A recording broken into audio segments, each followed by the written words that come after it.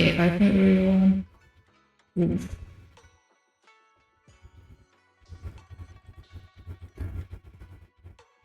Yeah, hi everyone. We are going to continue with Zone Zero.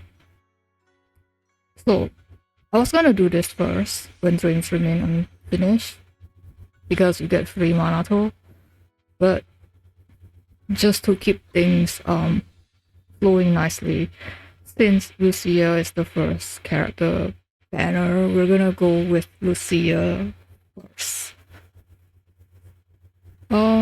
What else do I want to say? Yeah, we finished this, right? Just now. I haven't started this one. Oh, I hate shield defense. Yeah, we're gonna. What is it new? What is it new critical node? There's like nothing new on the critical node. It's lagging so bad. It doesn't even want to like. Okay, never mind then. Yeah, we're gonna start the inverted night lantern with it, which is Lucia's agent stories. I was like anecdote, but it's not anecdote. It's agent stories, agent story. So the inverted night lantern. Lucia's TV schedule is now live. With the night lantern aglow, the girl and the green shadow embark on a dreamless journey.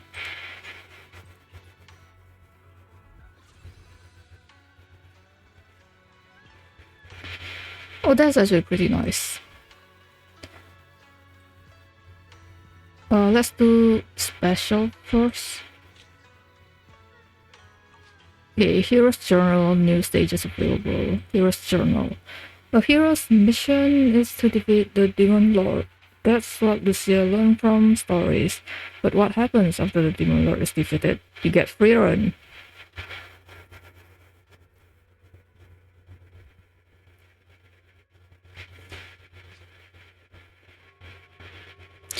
I want to write an adventure story. How did my seniors do it?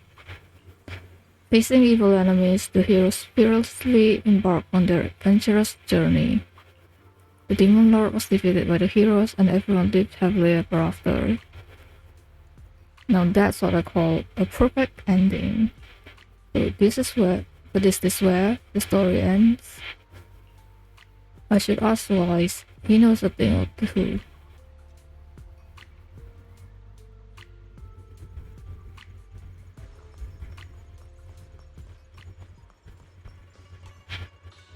Oh, that's so laggy. Wait.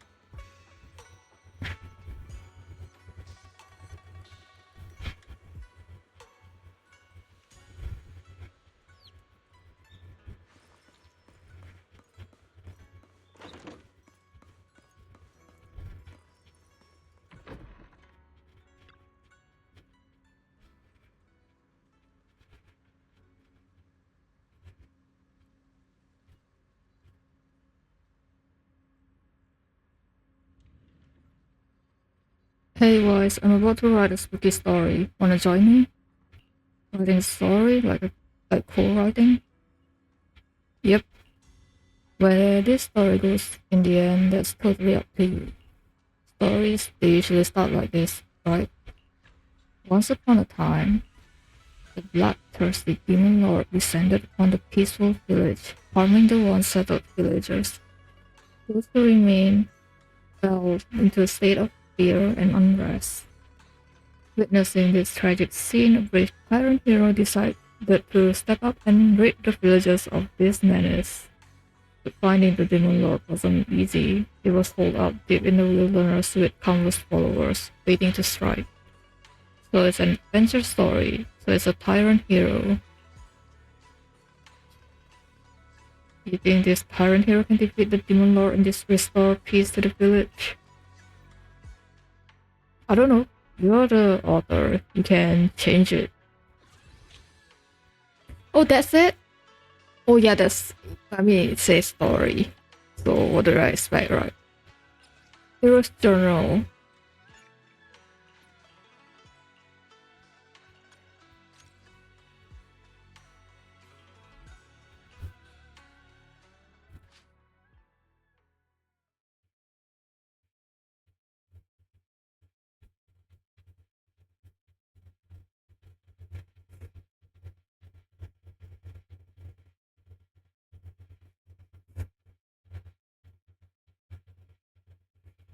I hate my mouse double tapping everything.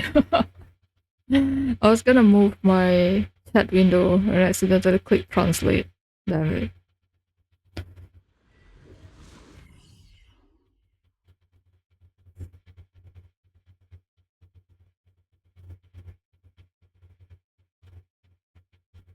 Doesn't help that I'm very sleepy right now.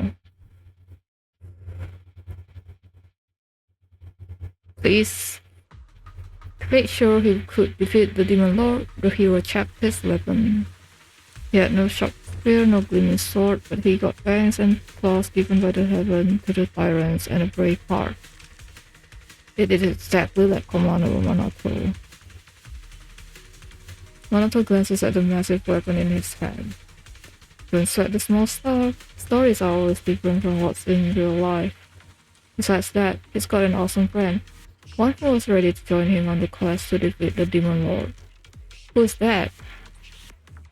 The role of this loyal friend will be played by me. Alright then. Who would the brave hero and his loyal friend be ready to hit the road?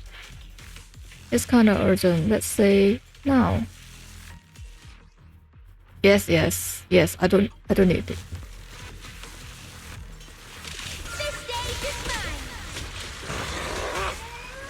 Unless there's like a certain requirements that I have to.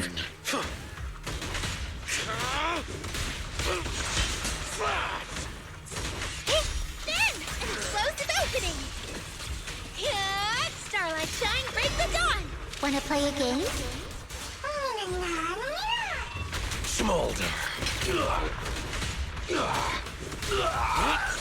Take this. Eat this. Oops, that's the wrong timing. I've got your back.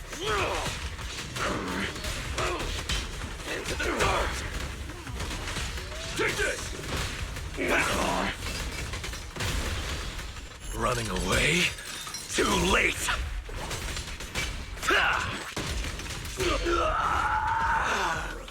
I trust that you can rely on me sometimes. The tyrant with his valor was unstoppable. After fighting through countless brutal battles, he finally stood before the Demon Lord. Even the fearsome Demon Lord was no match for him. Facing his defeated enemy, he raised his weapon without hesitation. But in his final moments, the dying Demon Lord suddenly cursed. Look at your eyes, your fangs, your claws. You think you've beaten me, but one day you'll meet the same fate as mine. The resolute hero, unfazed by the Demon Lord's words, instantly accomplished the heroic feat of slaying it.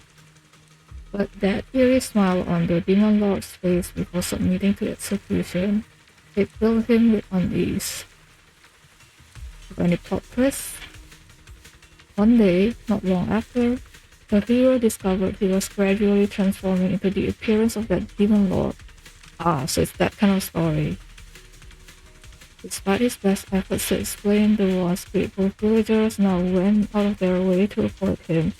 Wherever he went, he could hear whispered speculations and the sounds of people fleeing in terror. You know what's interesting? There's this manhwa.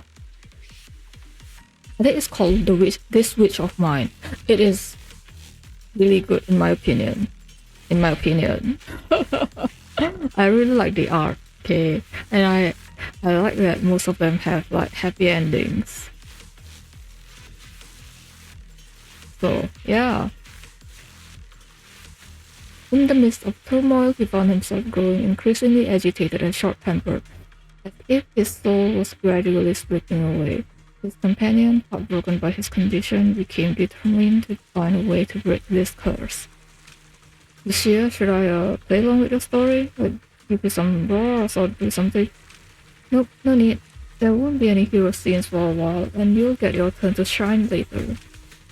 Alright, I get it. So the newly crowned Demon Lord should go hang out somewhere deserted for now?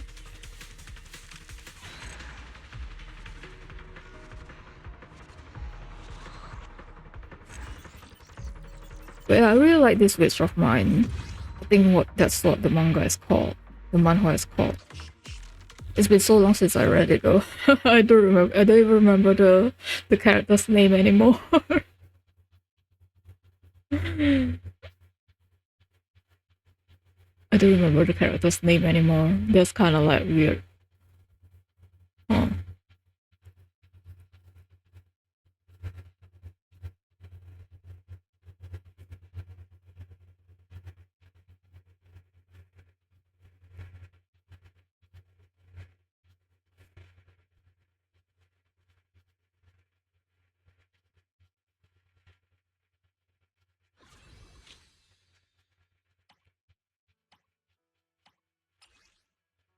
Oh.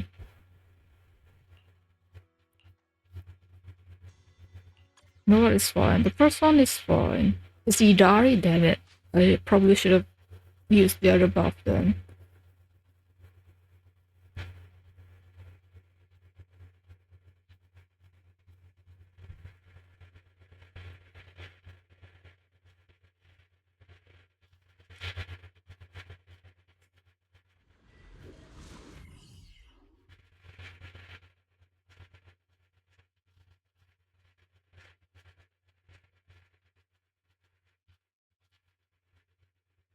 Bro, I'm having so many pimples popping out. It's annoying. Lucia and Yuzuha are huddling together discussing the plot. And that's how the last chapter went down. Now the hero's friend is out to find a way to break this curse. So, what character do I need to play? Yuzuha? Have I heard about those tasty but poisonous mushrooms that make people trip when they eat them by mistake? Yeah, I've heard about that. Speaking of which, Kama is really good at identifying different mushrooms. There was this legend about the Tanuki clan. In the wilderness, there was this rare and mysterious mushroom that was supposed to be super delicious, and they said if you eat it, you'd become smart and clear-headed. And so the hero's friend invited the girl of the spirit, Tanuki clan, to set off together in search of the delicious mushrooms. Oh, I get it now. Rare mysterious mushrooms, huh? Bet there's some beast guarding them. Time for the thrilling fight scene. Yes. Why is there no Yuzuha? It's... This stage is mine. You... Are you ready for this? You even gave Yuzuha that, and it's like, yep, nope, it's time to go out. Sleep well. The ending's already written. Let's see you handle this. Now, little cuties, crush them!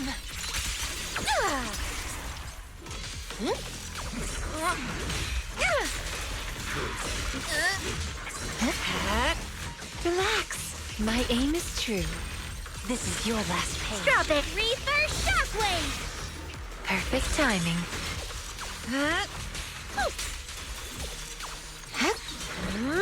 Here we go. Leave it to me.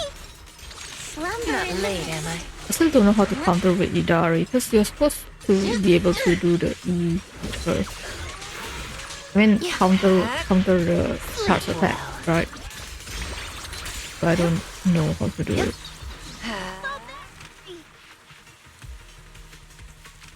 After quite the journey, the hero's friend managed to recover the precious mushroom for him. Of course, that girl of the spirit Tanuki clan was a super reliable partner. Yeah, but you're not even playable.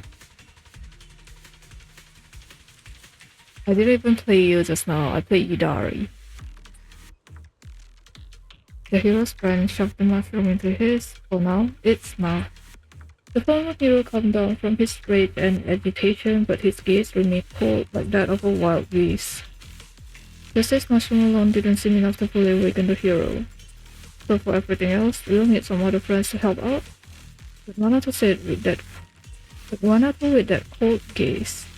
Feels like I haven't seen that in forever.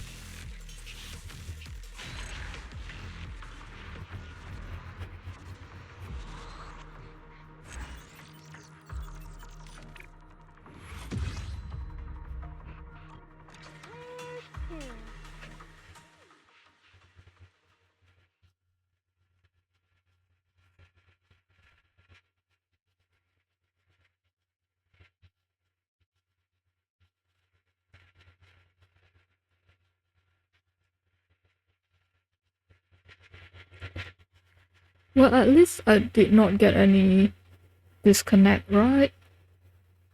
I mean, I did call them today in the morning, so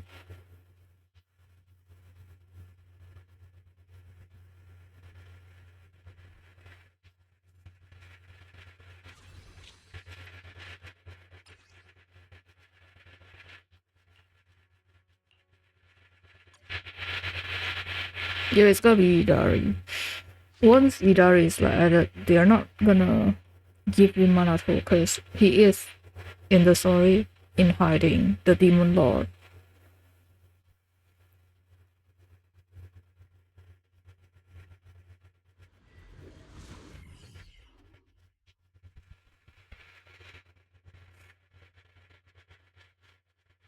Why is it taking so long to load when it's like just an area of battle?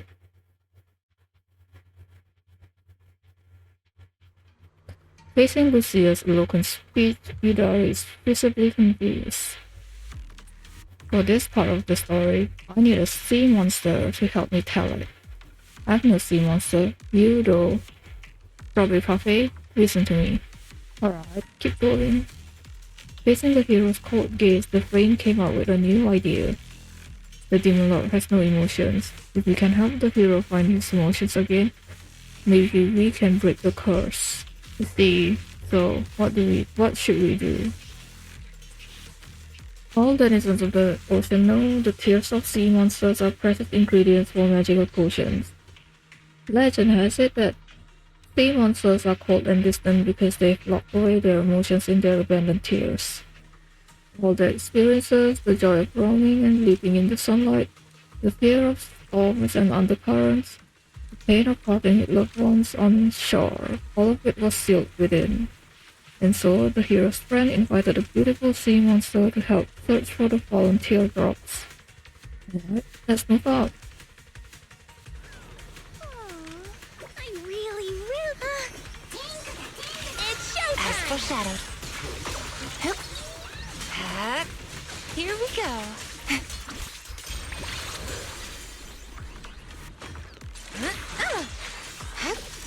Yeah. Let's see you handle this. Strawberry, this one's My mine! turn now. Hup. Sleep well. You asked for it. Hey, do I have to eat then? Nope. Yep. Rest in peace. Okay, so while I'm spinning, I can the sleep ending. too.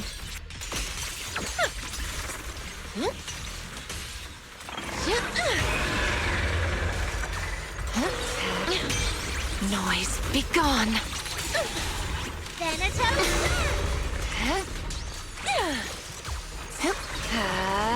Are you ready for this? Yeah. Don't worry, one swing will. That's as far as you go. Into the frozen abyss.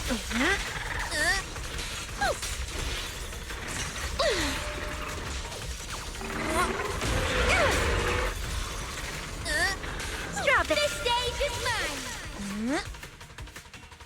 After quite the journey, the hero's friend managed to retrieve the sea monster's tears for him. Oh, that's kind of weird. That went pretty smoothly. The hero's friend forced the tears into his mouth. His gaze grew gentle yet blank and childlike. Even after recovering his emotions and sanity, the hero still couldn't remember his past experiences, as well as forgetting his courage and adventures. Looks like his friend needs another helping hand to help the hero recover his memories. Well then, time for me to head out.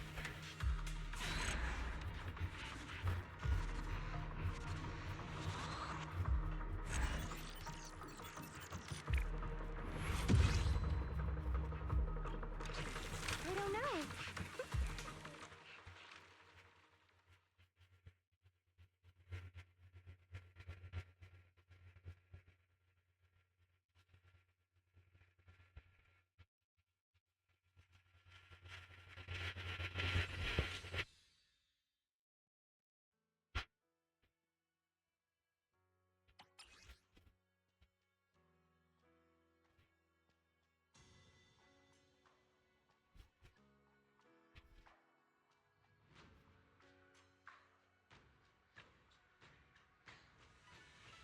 I like the third one better.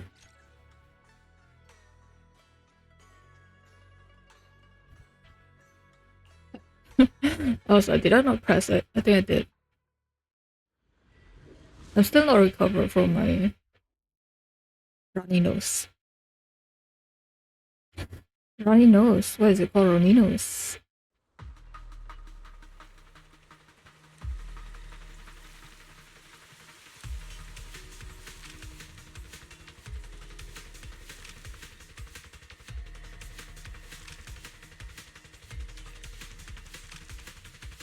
Today, milady. Stop joking, Lucia. I thought it was a hot story about the hero, so what can I do for him? To awaken the hero's memories, his friend searched everywhere for a solution. After spending countless hours and meeting countless people, he finally learned from an elderly man. In the noble's old manor, they kept the nectar of the seven colored flower. Drink the nectar and your memories will return. Ah, you know what this reminds me of? Inside the manor, memories returning. Kingdom Hearts, yes. Although the manor was abandoned, luck was on our side. A kind-hearted noble young lady heard the hero's tale and offered to guide the hero's friend back to the manor ruins to search for the nectar. I'm guessing things didn't go smoothly, that maybe the manor's former glory attracted some greedy gangs. Now the young lady's blade will be drawn for her friends. Where's Alice there? They're like giving me all these characters and only Yidari to play. They didn't even bother to give me the other. Get behind me, Lucia. Don't worry, one swing. Rest in peace. Yep. Here we go.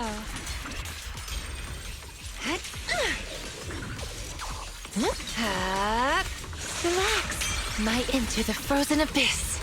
Now, little She is very fun to play. She is very fun to play. Are you ready for this?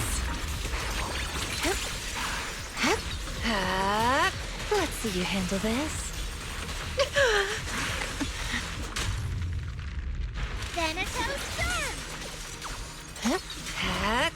Don't worry, one swing. Noise, be gone.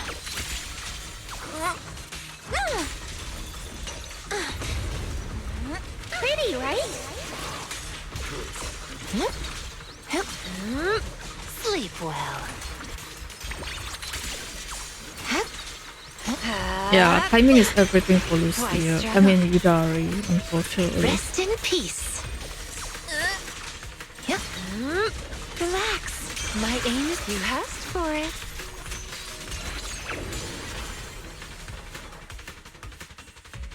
Just like the last 3 times, the hero's friend successfully obtained that magical nectar. The hero took the flower nectar and downed it in one gulp. That must be super sweet, huh? Need some water? Right. The hero took the honey water that his friend carefully prepared using the precious nectar and drank it in one gulp. That's more like it. Isn't it time we wrap up this story? Do you think the story will end in a way that makes everyone happy? I believe so. Lucia? Alright.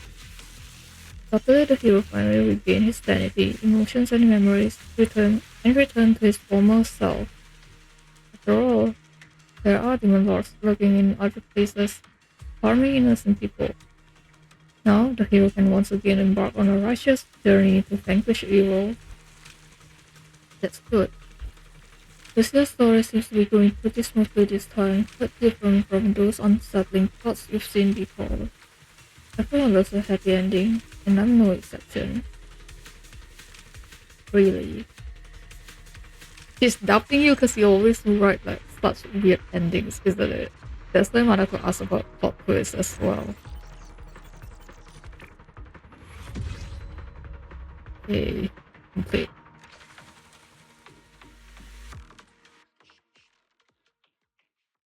Ah.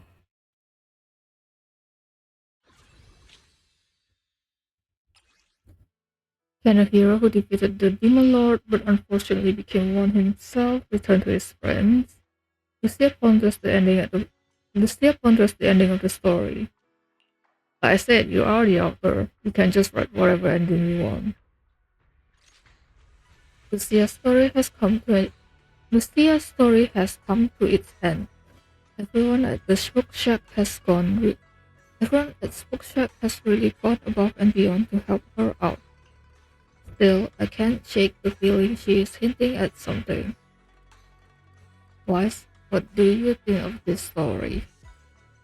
Even if the hero became a demon lord, with the help of his friends, he could still return to the mortal realm. What brought the demon back to himself was reason, emotion, and memories. That's what the story is about. But you seem more interested in the friend part? Only friends can help you find those back. Friends do the magic.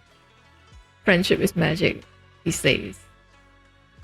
The hero and demon lords are pretty similar, right? Courage and danger, they're really just a step apart. Perhaps one day the protagonist will once again fall into the abyss. But you have a lot of friends, Lucia. With us here, you won't fall. Is that so? Alright, that's what you think. I believe so, Wise. The protagonist of this story will, with the help of their friends, forever and ever, continue their adventurous journey as a hero, carrying justice and courage in their heart. Ooh, okay, that was fun. I have to complete Agent Stories. Okay. Let's do this then. Tales of the Dreamless. Lucia wants to raise a strange puppy, but it hasn't quite warmed up to her yet. Strange puppy. I'm guessing. I really love the art here, especially with the moon faces, right?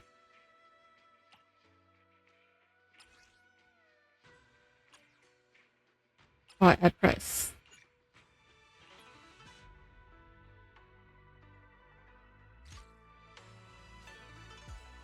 Twice, Lucia said she needed to see you, but knowing her schedule, she probably won't be here for a while. Then I'll take the chance to get some sleep. And Belle, you should get some sleep now. Wise, are you sure you're not actually an old man in disguise? It's way too early for sleep. It's never too early to sleep. Alright. I'm going to bed. If you and Lucia run into anything fun, you better tell me all about it. Sure enough. Before long, someone came knocking on the room's window. At this hour, it could only be... Oh, thank God. Nice. Voice. I knew you'd still be up.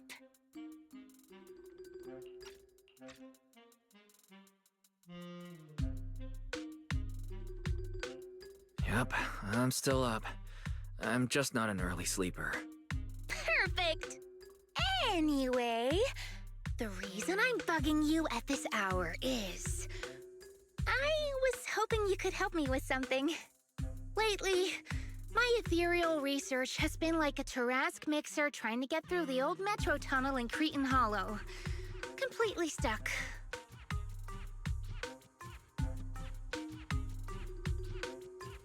Oh, that's rough. How were things going before you hit the bottleneck?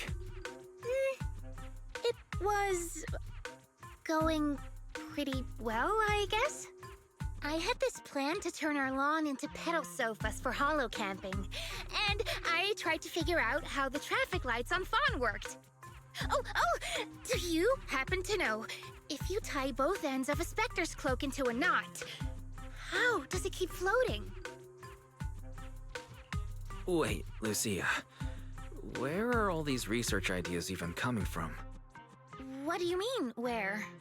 From the hollows, of course. Just walk on in, run into a couple of ethereals, and boom! Research inspiration! But I'll admit, these ordinary inspirations are just not enough. The inspirations are not enough? Or should I be asking, what about the other ideas you had before? Proxy, could it be you haven't read any of my posts on Spook Shack? I guess the titles of my posts haven't been catchy enough. If I can't come up with something as attention-grabbing as the fiery serpent, then no matter how many times I write about blast crawlers, people are just gonna get bored and lose their interest in the forum. And when that happens, where can I find leads on the night horror? What's a night horror? Some rare ethereal you're interested in? Well, it's kind of a long story. For now, think of it as an ethereal. An ethereal that can enter people's dreams and talk to them. Wait, Proxy, do you think ethereals can communicate with humans?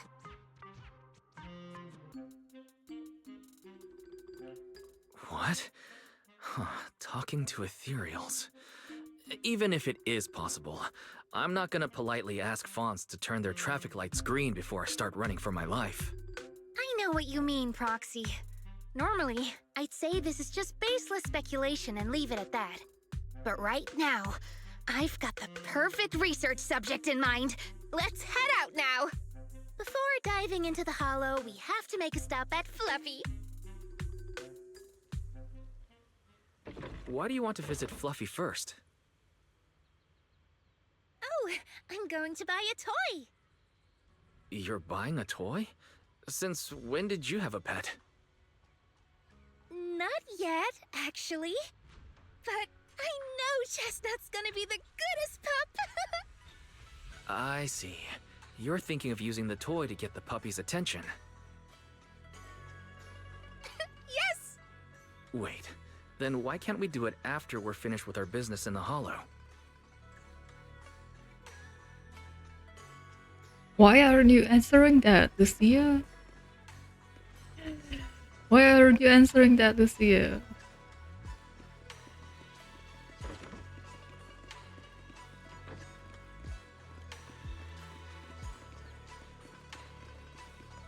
Oh wait, this is the wrong way.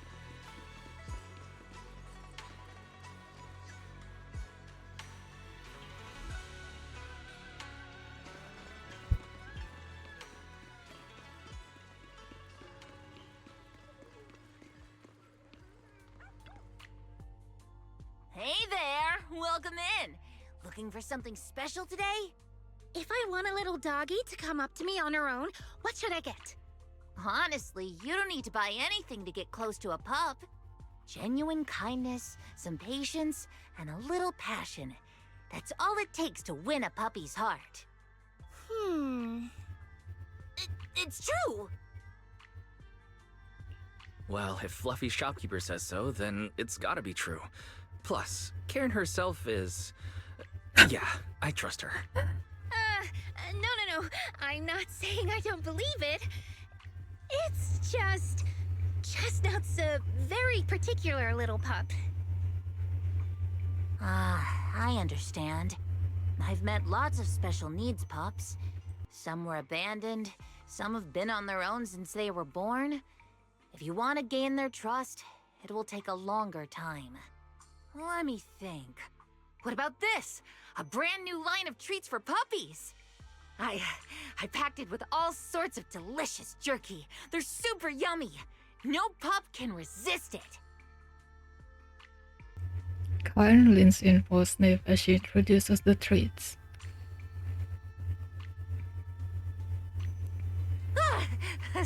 Sorry, the smell got me. That's okay.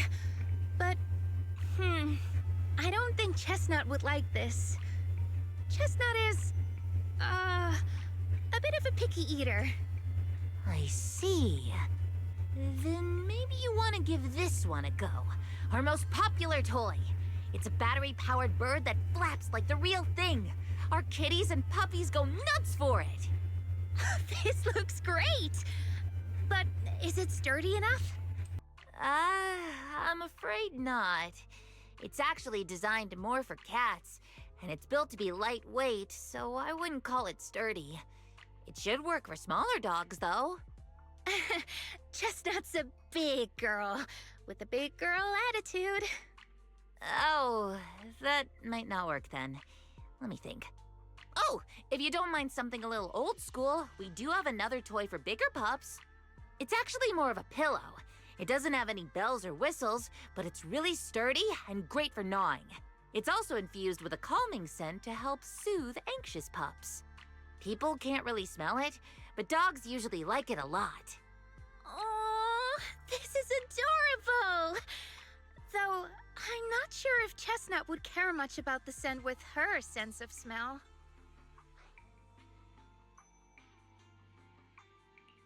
Based on what you said, Lucia, Chestnut is a big girl who doesn't eat much, has a weak sense of smell, and a bit of a temper? That sounds a little weird. What's weird about that? Every puppy's different. Chestnut's just got her own little quirks. I'll take this one, please. 30 Little Cushion. Highly recommended by Karen. This is the most durable dog toy at Fluffy. A small cushion. Wonder which special pup Lucia plans to win over with it.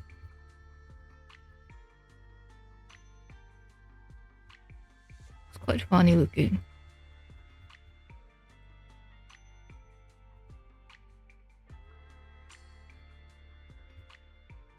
You got it! Hope it helps you bond with that special little pup of yours. Oh, it definitely will.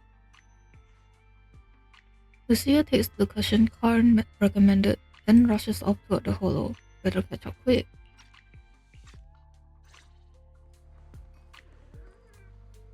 I wonder what kind of puppy it is. No Yeah. matter where we go, meeting you is the Got a new go. Come on, let's show them what we've got. I don't have mana to right now. I don't have mana to right now, so it's fine.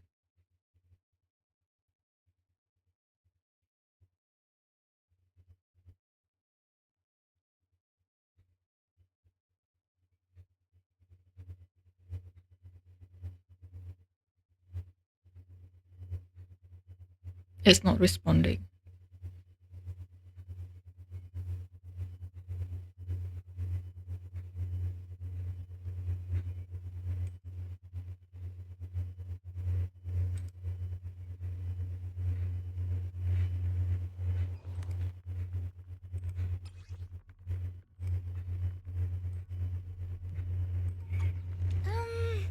Let me think.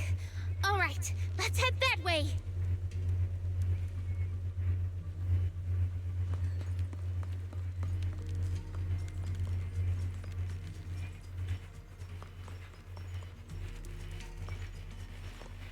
Help! Help! Huh? Isn't that... Strange. This place was nice and quiet last time I was here. Nice and quiet? You mean there weren't this many ethereals here before? Not exactly.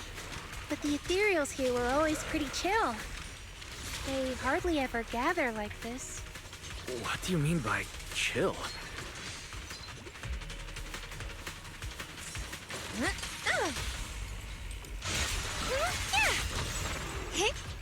Pretty, right?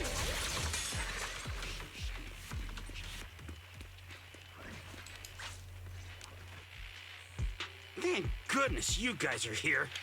I was this close to being killed. That sneaky little hottie totally set me up. Huh? Which hottie are you talking about? Among the pack of ethereals that surrounded you, I didn't see any. Oh, maybe you didn't see it. There was a smaller hottie, just about waist high. That one right there. Here and got me ambushed by all those ethereals. Never heard of anything like that before. An ethereal pulling tricks on people? How did it trick you? It ran ahead like it wanted me to chase it, you know? That's pretty weird. It's not that weird. You young folks shouldn't underestimate how crafty those things can be. No, I mean, you are pretty weird, mister. In the Hollow, most people run away from ethereals. That little hot tea from earlier, if you want to dodge it, it'd be easier than a Thanatos dodging a blast crawler. Why did you even chase it? I didn't chase it. Look, I was minding my own business in the Hollow, and that hottie ran at me out of the blue, with a whole pack of ethereals behind it to ambush me. Now that's interesting. I've only heard of symbiotic ethereals in Hollow Zero being able to command other ethereals. Maybe that little hottie has what it takes to be the next Nineveh. I don't get what you're on about. You run into ethereals in the Hollow, you eliminate them. That's just the way it is. Instead of taking down that ethereal, you're now blaming me? That is just absurd. Sir, my friend is just trying to understand what happened between you and those ethereals. If we don't know what we're dealing with, we might wind up in the same trouble you did. You... Okay, I don't understand why Idari is there, because she is a proxy and we are a proxy as well, so either Idari or me have to go. Frustrated by the questions from Lucia that he couldn't answer, the investigator snaps and storms off.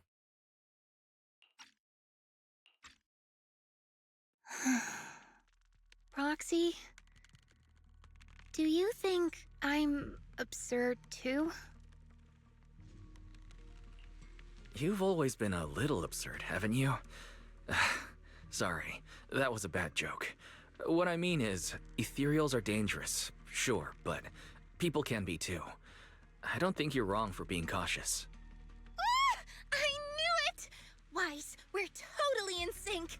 Like how Ahriman and Spectre always find each other in the dark. Plus, that investigator earlier was quite the weird one. I mean, that's the first time I've ever heard anyone accuse Chestnut of hurting someone. Yeah, it's out with it, Lucia, out with it. Hold on. Who's Chestnut? You don't mean that hottie the investigator was talking about, right? Yeah! Chestnut is a good girl. Ever since I met Chestnut, she's never harmed anyone from outside the Hollow. More than once, she quietly led me to injured investigators so I could help them. This one time, right around here, my carrot stopped working. Chestnut just happened to stroll by and guided me out. You mean a hottie is working as a rescue dog in the Hollow? That's even wilder than the research you mentioned earlier.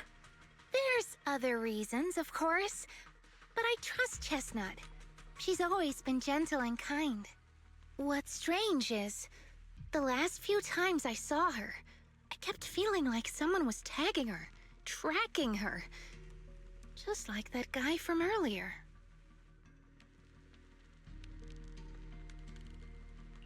A kind and gentle ethereal. I need a second to process it. Those other reasons must be really important. It's a long story. Let's talk about it when... Ugh. And thanks to that weirdo earlier, I didn't even get the chance to give Chestnut the toy I picked out. Let's look around a bit more. Maybe she's still nearby. I think Chestnut went that way. Let's go take a look.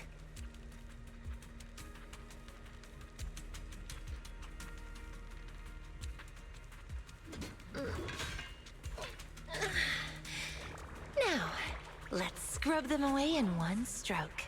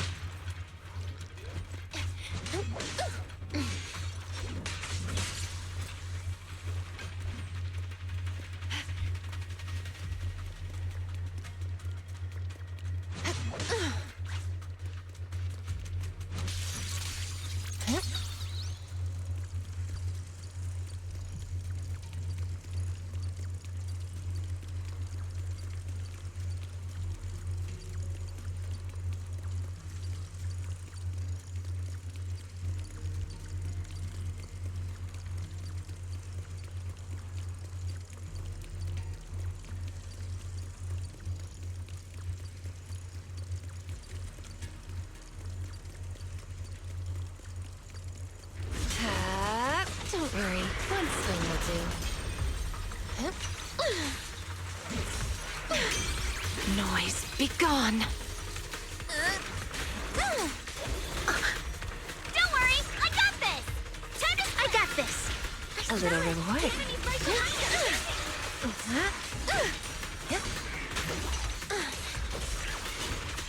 Okay, so the bar needs to be filled at least. My aim is true.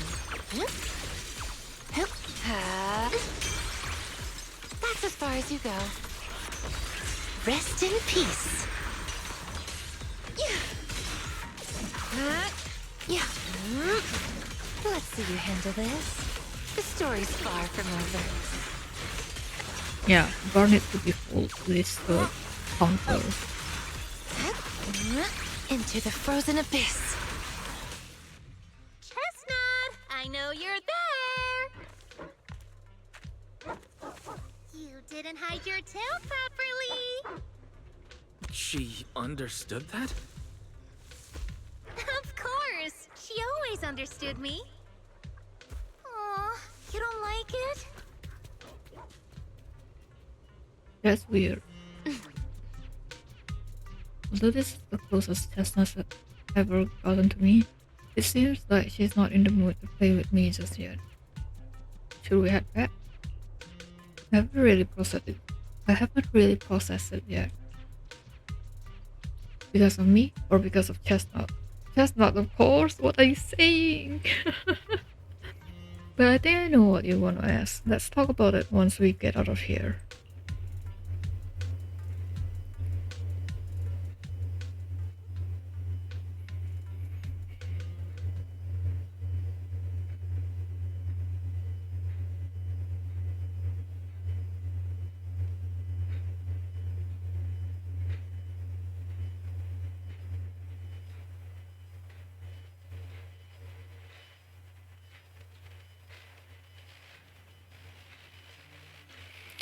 You leave the hollow with Lucia and return to Silent Bay. What a shame. You mean Chestnut? Aww. Chestnut still wouldn't take my gift. Do you think that investigator spooked her? Maybe that's why she's being extra cautious today. Yeah. By the way, how did you meet Chestnut? Well, it has something to do with the night horror legend from my tribe. Long story short, Chestnut is a gift the night horror sent me in a dream.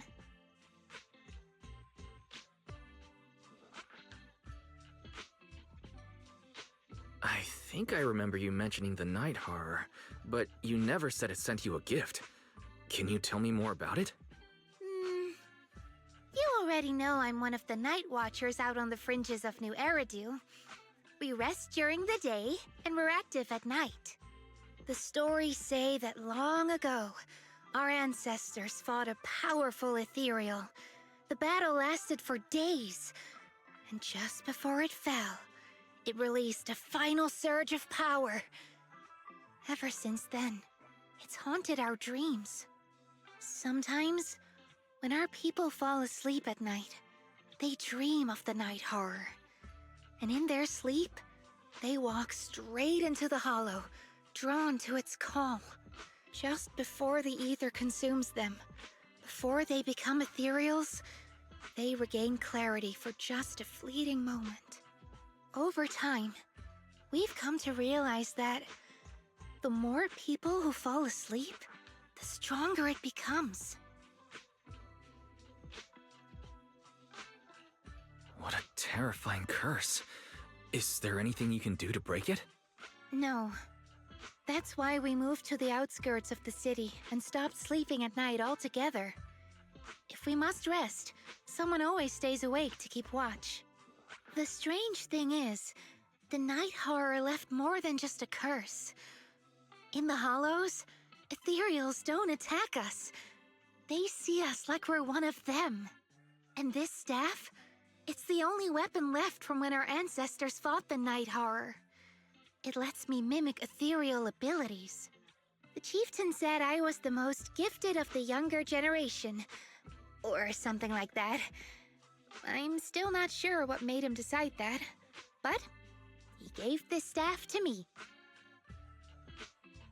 Wait, Lucia.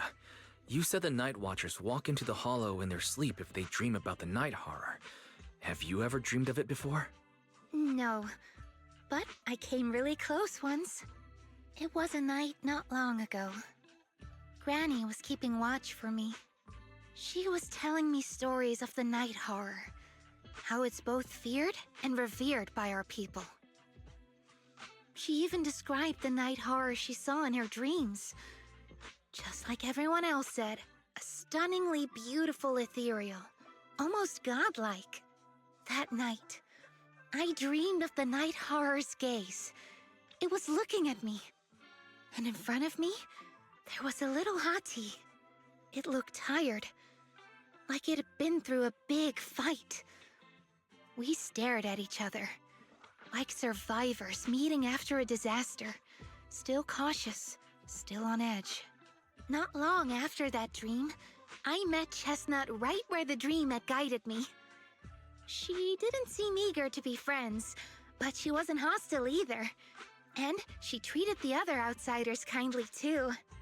That's why I've always believed Chestnut is a gift. A little dog sent by the night horror. So the night horror was just being nice? But why? I don't know. But I think Chestnut is such a good girl. If we can get along, maybe the conflict we saw in the dreams won't come true after all. And what if the night horror is just like Chestnut? What if we could communicate with it? Then maybe everything our people have endured could finally come to an end. Sounds silly, doesn't it? Not at all. I get what you mean, Lucia. We still know so little about the Hollow. I think your thoughts are worth exploring. Even among my own people, no one really believes me. Except for Ade and Granny. Lucia glances out of the window. The night sky is beginning to fade. Just a thin shimmer of dawn on the horizon. Can't believe it's already this late. Better make the most of it now. You grabbing some breakfast? You going back to sleep? I think she's gonna be sleeping. Nope. I finally get away from home. There's no one to tell me. There's no one to tell. I finally got away from home and there's no one to tell me and there's no one to tell me what to do. So it's time to stir up some trouble.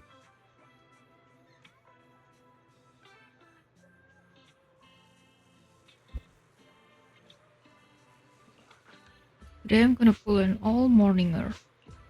All-morninger? Yeah, haven't you heard? Staying up early in the morning can really mess with your health. I used to think that was just something only night watchers had to deal with. Later I found out that whether in the Outer Ring or White Peninsula, everyone looked just as lost and lifeless in the morning. People sleeping, standing up in the cable cars, some stumbling into the some stumbling into bamboo charging stations with their eyes barely open, others drifting into herbal tea shops asking for coffee. Clearly they're all taking damage from pulling those early morning hours. Actually it's because they stayed up all night. Actually it's because they woke up too early. Really? But I just need to get some sleep in the morning, like Grandma told me. Besides, I clearly remember. Guys, when you wake up early, you also... Wait, you're getting off track. I did what? I did what? It's actually about Chestnut. I heard that people often take morning walks with their pets along the beach at Silum Bay. Should we go check it out? I want to learn how the others get animals to like them. It's a different kind of animal though.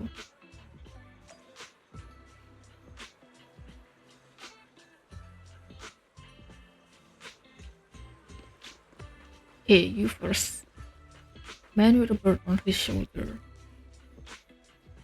Wow. Wanna say hi to her? Hey there, little birdie.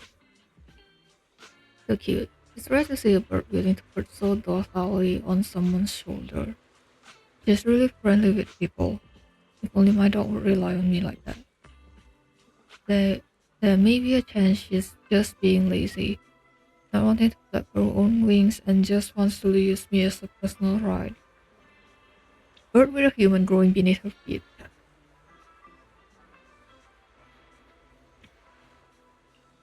The little bird pecked the man's ear hard. After the man begs for mercy, the bird gently nuzzles her beak against the side of his face. Wow, you two are real close. I get it. Animals can be moody sometimes. As humans, we need to be good at having patience, but also seize the right moment to create opportunities for communication. That's right. I trust she won't hurt me, and she trusts I won't hurt her. Everything else is minor, but honestly, this one did hurt quite a bit.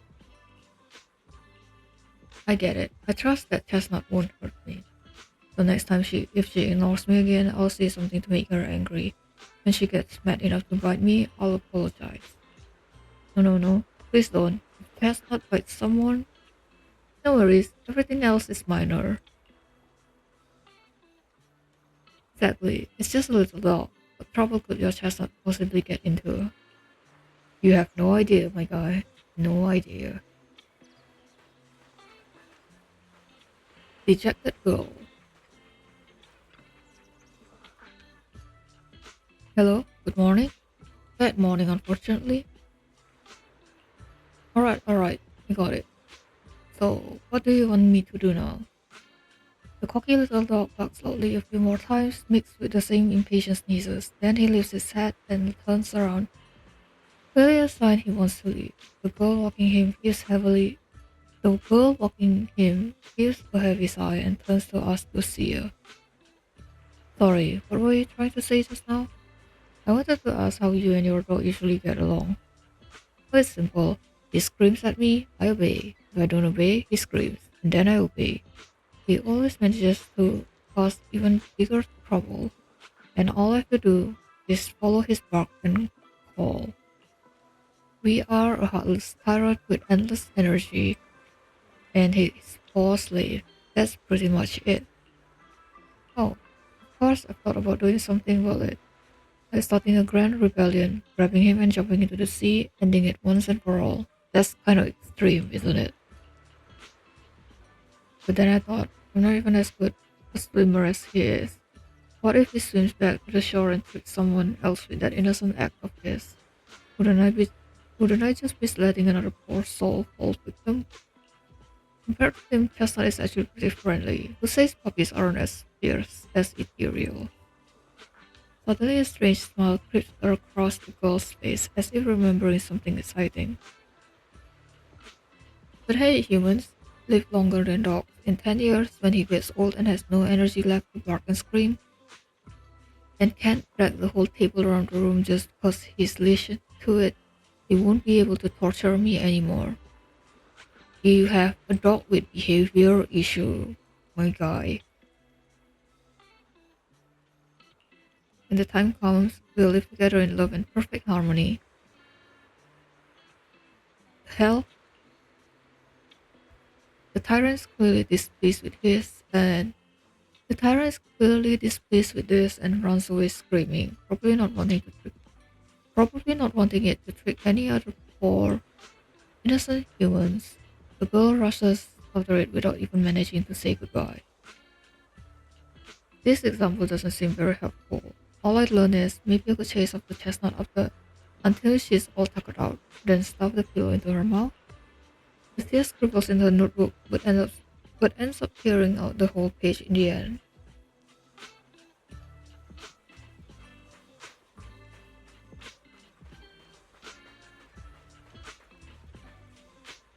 Grandpa walking his turtle. Okay. Hey Leslie, what's up?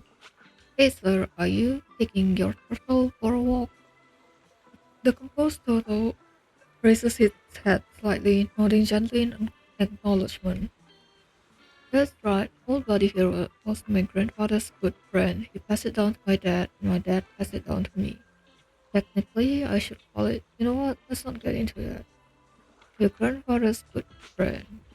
Lucia counted on her fingers, trying to figure out the generational relationship between the two elderly folk.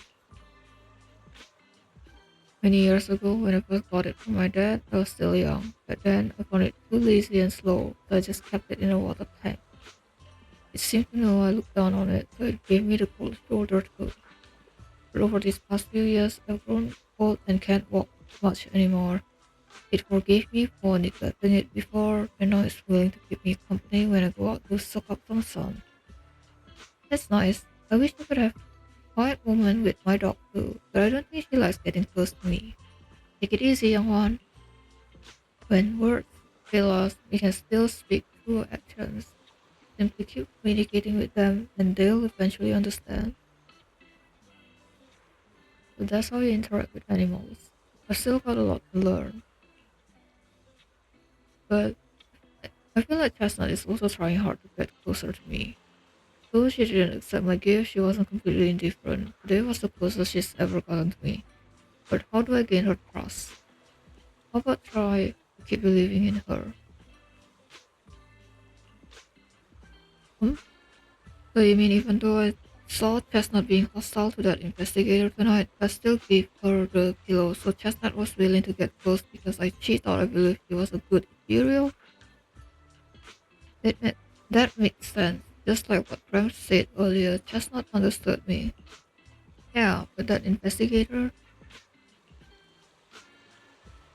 Chestnut was really unfair with him, totally different from how I'd seen her treat others before, and how she treats us, and how she treats both of us. I like to believe that Chestnut made her own judgment after observing him. Though I don't yet know the reason, as an Imperial, Chestnut being so friendly is already a miracle that defies nature and goes against instinct. I don't want to let her down. Probably because it's her usual bedtime, Lucia seems pretty sleepy already. Looks like you're getting sleepy. Go get some rest now. Alright, tonight's Holo Bedtime Tales ends here. Even for a planned all morning mode, this has gone on way too long. I need to get out of here before the night emissary's magic wears off. I'll come find you when there's any new development. Sure, like a princess from a fairy tale who must leave when the time like a princess from a fairy tale who must leave when time runs out, Lucia waves goodbye, pulls up her hood, and gracefully vanishes into the crowd.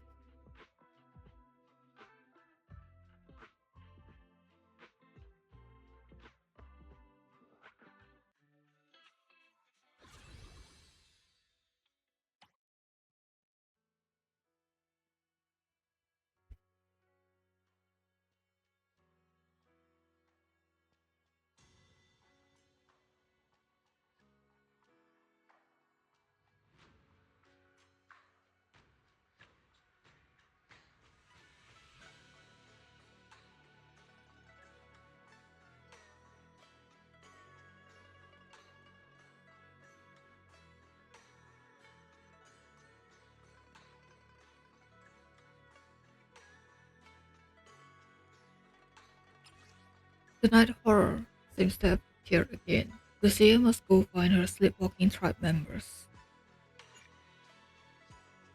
Sure.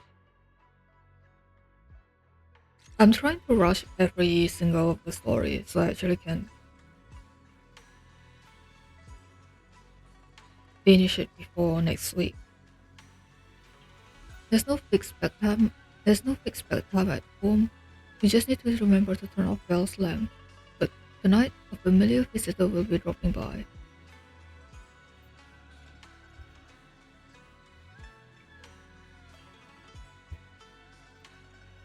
Lucia sent a message but didn't explain what's going on. I'll ask her when she gets here.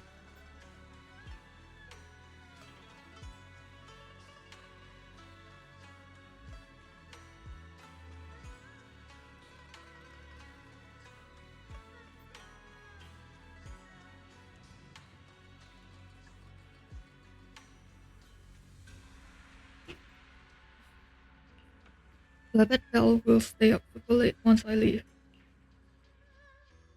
As promised, our midnight visitor arrives in the dead of the night once again. Wise! What happened? Don't panic. Take your time and tell me slowly. It's the night horror. There's word in my tribe that the night horror has returned. Our old chieftain. He sleepwalked into Lemnian Hollow, and no one's seen him since. What? Was it an accident? Lucia falls silent for a moment, still trying to gather her thoughts. A few days ago, some people came to speak with the chieftain. They asked if any night watchers would volunteer to sleep at night so they could follow the sleepwalkers into the hollow and find the night horror. They promised they only wanted to learn more about the night horror's powers, and if anything went wrong, they'd wake us right away. But for everyone's safety, the chieftain said no. Not long after, people overheard the chieftain arguing with someone loudly. That sounds suspicious. That sounds suspicious. Maybe those people got turned down and decided to get back at the chieftain. You know, by somehow getting him to sleepwalk? But they left right after they spoke with the chieftain. No one saw them return or sneak into the tribe. It looked like the chieftain just began sleepwalking because of the night horror. And following the fate of all night watchers, returned to the Hollow's embrace. This whole thing doesn't feel right. I've been carrying the staff he gave me, and I still remember his words. Maybe all night watchers will eventually embrace their fate, sleepwalking back into the Hollow and becoming one of the ethereals. But until that day comes, we live as people. We live our lives to the fullest. So if anyone took away the chance of him living his life to the fullest, even if it was the night horror itself, I need to know why.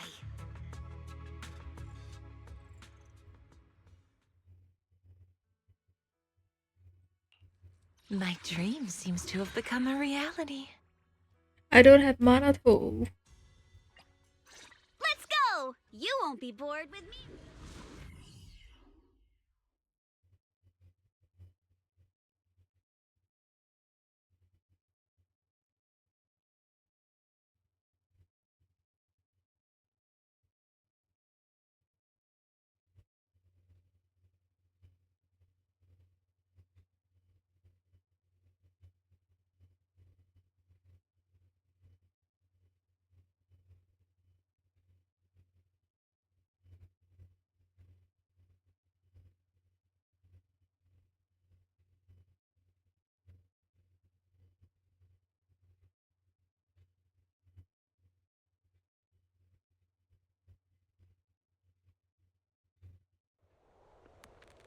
This is the spot I was told about earlier. But this area, why does it look so familiar? You've been here before? I think so. Let me think. Here. This seems to be near a chestnut. This seems to be near a path chestnut often takes. I've run into her here a few times before. Weird. Is it really just a coincidence? Anyway, let's search around for any traces the chieftain might have left.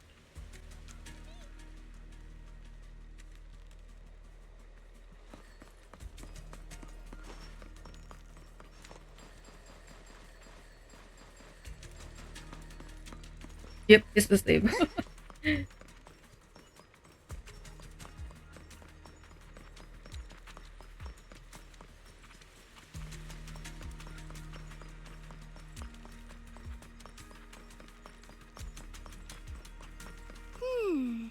A crossroads. I see marks by the roadside. Let's check them out.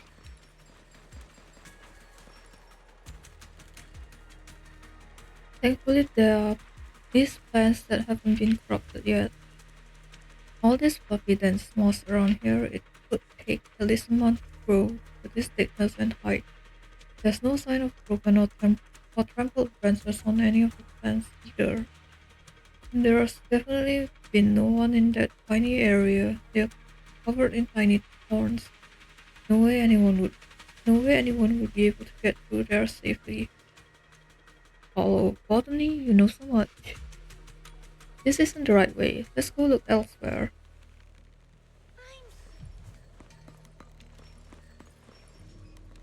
Then why is the symbol not disappearing?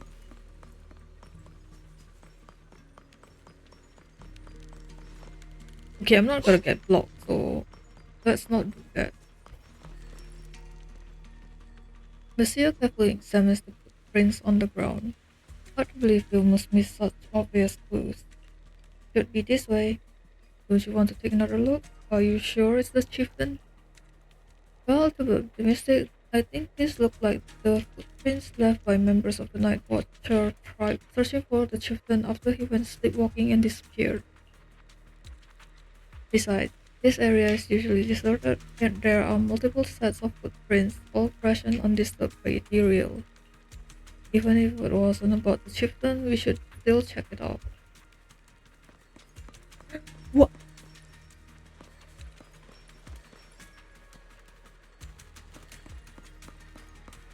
Oh, thank God. Okay, strange mark.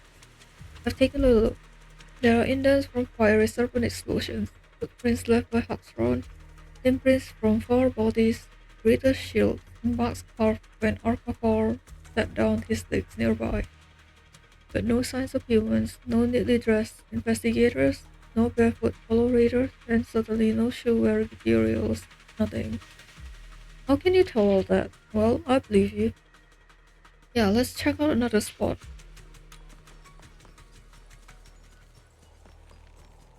Okay, I know that this is the right way. I just need to check.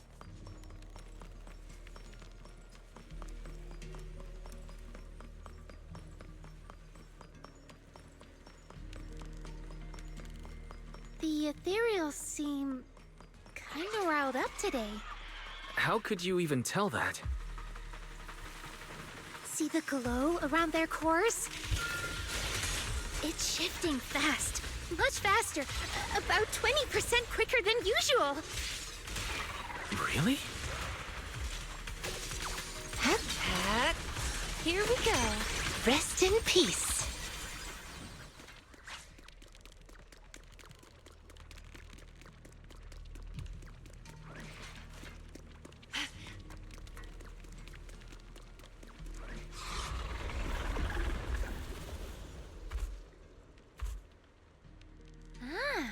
It's a hater. You know this ethereal, Lucia? Don't tell me. The chieftain.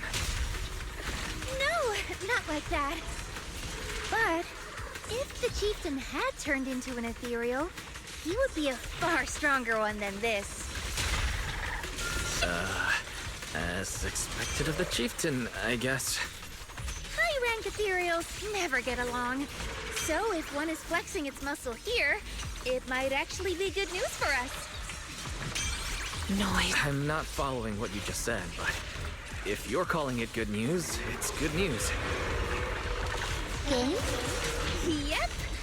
But first we need to deal with this little troublemaker. It's being a menace. My aim is true. The next page is the ending. Don't worry, one swing will do. Why struggle? Rest in peace. The ending's already written. Yeah. Sleep well. I keep missing Hybe. Let's see you handle this. Careful, don't get scared! Thanatos Storm! Pretty, As right? foreshadowed. Corruption! Are you ready for this?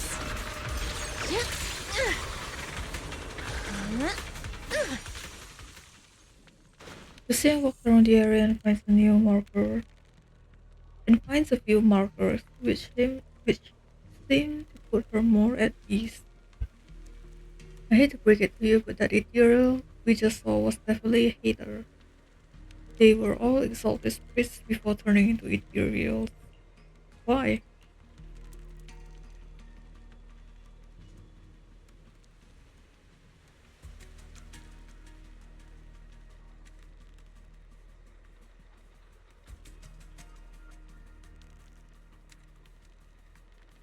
From what I know, making hater requires some prep work to stick.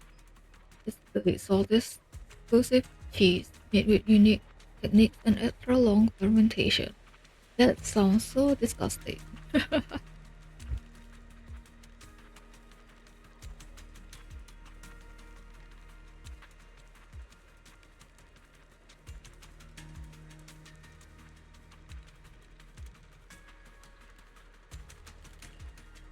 Sorry, I suddenly lost my appetite for cheese. So let's talk about something more cheerful. People who came to rescue the chieftain left a mark. It means something like he's alright now, and everyone's gone back. But something seems off around here. Better get out quick. That's yours on this vision mark. I didn't even notice there was any mark. I didn't even notice there was a mark.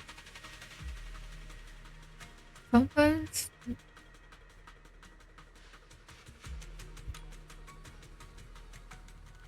Sometimes night watchers encounter more troublesome situations in the hollows.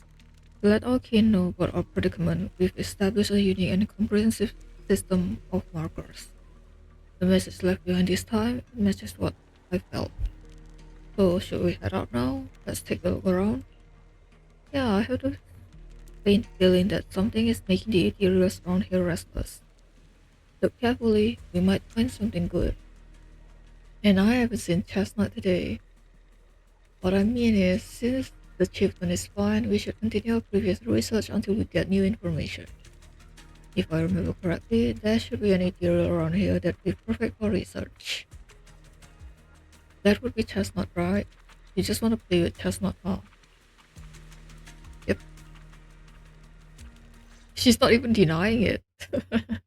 Lucia keeps scanning the surroundings, wondering why the ethereals are acting so strangely. No other clues nearby, huh? What was that? I don't know. Huh? It's Chestnut. Chestnut? Did you come looking for me to hang out? Oh, you mean you want us to follow you? Come on, let's follow her. Shouldn't we look around first? Let's go! We've entered the Hollow so many times, but this is the first time we've had a tour service! Watch out for ethereals, Lucia.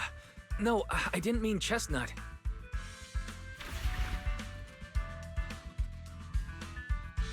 Emergency! Excuse me, coming through. Sorry, pardon me, coming through. So she says as she is murdering all the ethereals. Sorry! Whew, looks like everyone's in a rush today.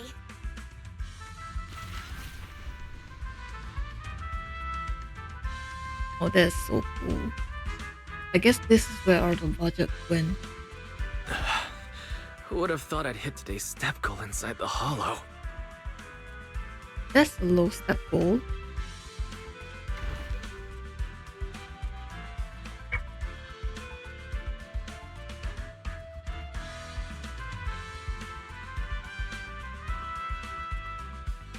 You know, on the first melodies, I thought it was Detective Conan.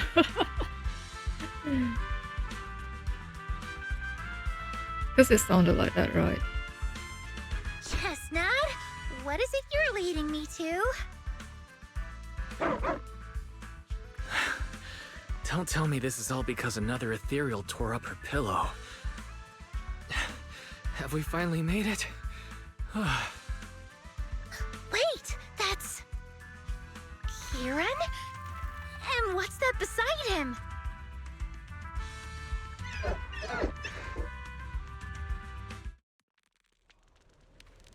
Chestnut is really behaving like a dog. Before Lucia could wake Kieran, more excited ethereals came swarming in. And Chestnut seems to want to join the fight. Chestnut! Well, am I dreaming? A Hati? Helping us fight against other ethereals? You're not. Watch out, Chestnut, here I come.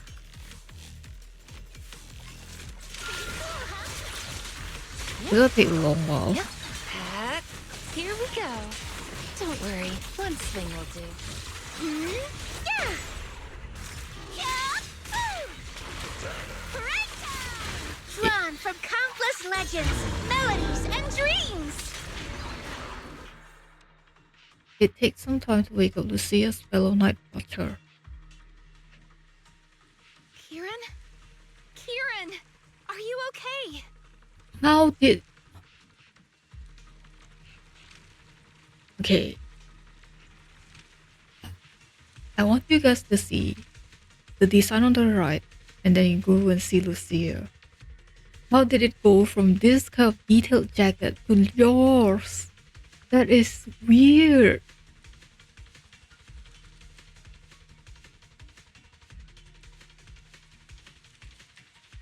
She looks very messy now compared to the right. Oh my god.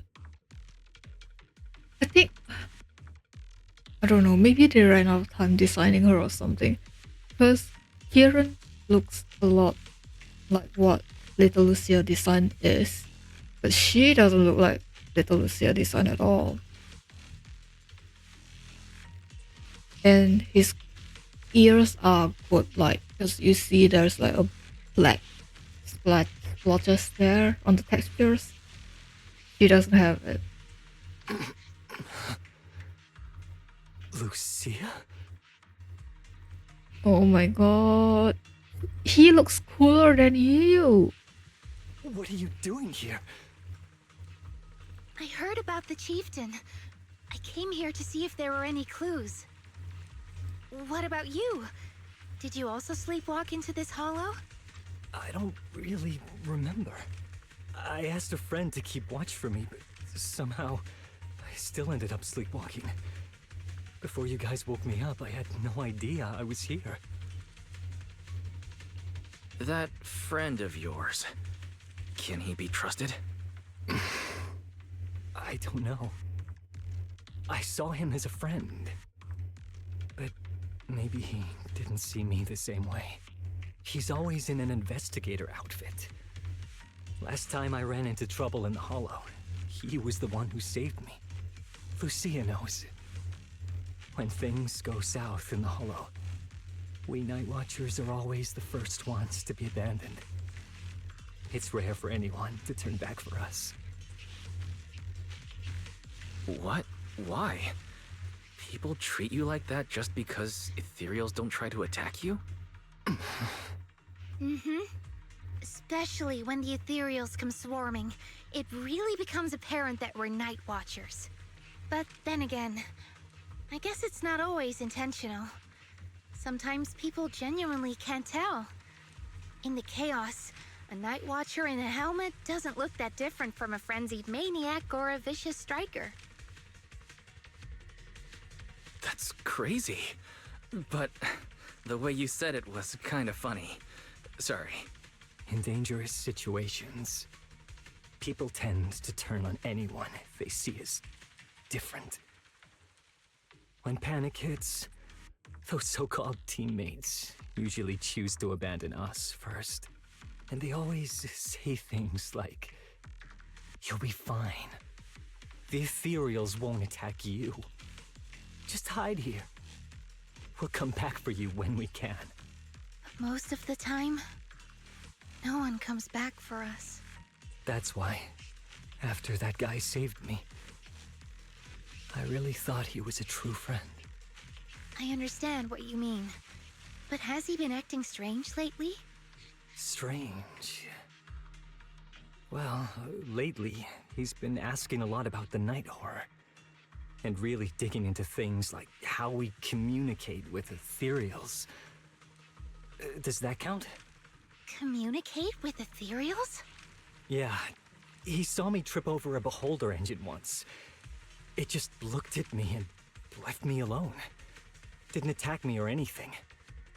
After that, he got it into his head that Night Watchers must be able to communicate with ethereals. It has the power to calm them down. By the way, speaking of calming and communicating with ethereals, isn't that your specialty, Lucia? Kieran points at Lucia's notebook and staff, looking confused. You mean those ethereals I summoned? Oh, that wasn't me controlling them. That was just an optical delusion. I layered some visual effects on top of simulated ethereal attack patterns, so it looks like they're there, but it's all just illusion. I see.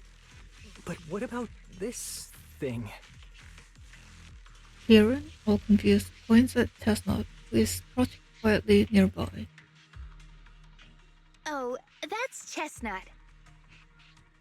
That doesn't answer his question. This ethereal's been sitting there quietly this whole time. I thought maybe it could understand us. Wait, is it one of your illusions too? Ah, yes, totally.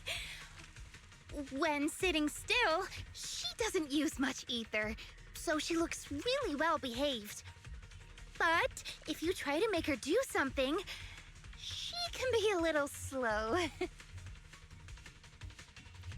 Lucia waves her staff at Chestnut, pretending to cast some kind of magic. Chestnut instantly starts wagging her tail and puts on a show. This illusion isn't doing very well. I'll have to practice more later. Aw, I was gonna ask her to do something else too. Oh, I see. This ethereal looks insanely real. I've seen some of your illusions before, but this one... Seems like you've improved your skills again. Congrats. I guess so. Thanks.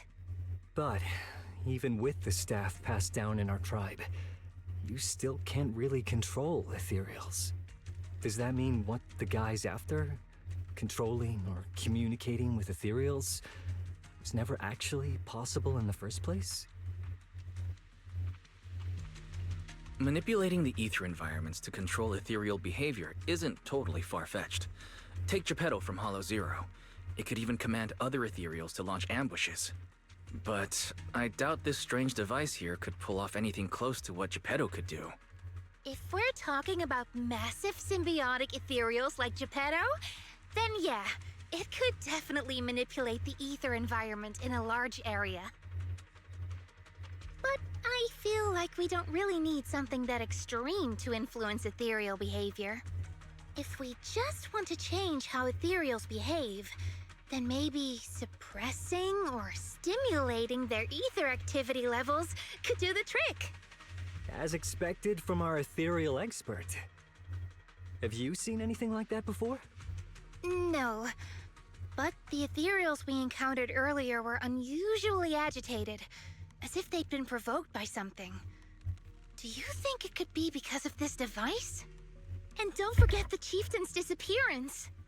What if someone's using the Night Watcher's abilities to try and communicate with ethereals, or to test how much they can control them?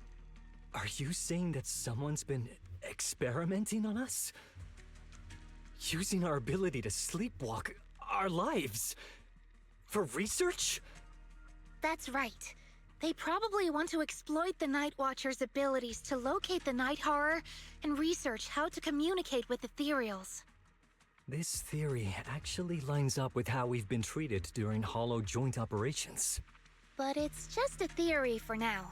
We shouldn't jump to conclusions. We need more leads, like figuring out what this strange device actually does. Okay, I'll keep you posted on what's going on back in the tribe. With that promise, Kieran takes his leave. Weird little thing. Wise! Come take a look at this thing!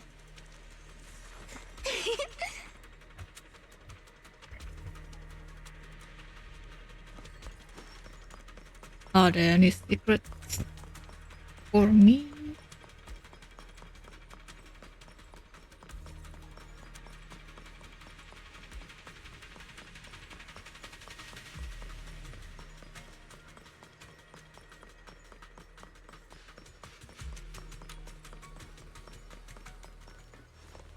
Yeah, I don't think so. My turn now. Kama's itching to jump in! She looks very messy now compared to Kieran. Like she doesn't belong.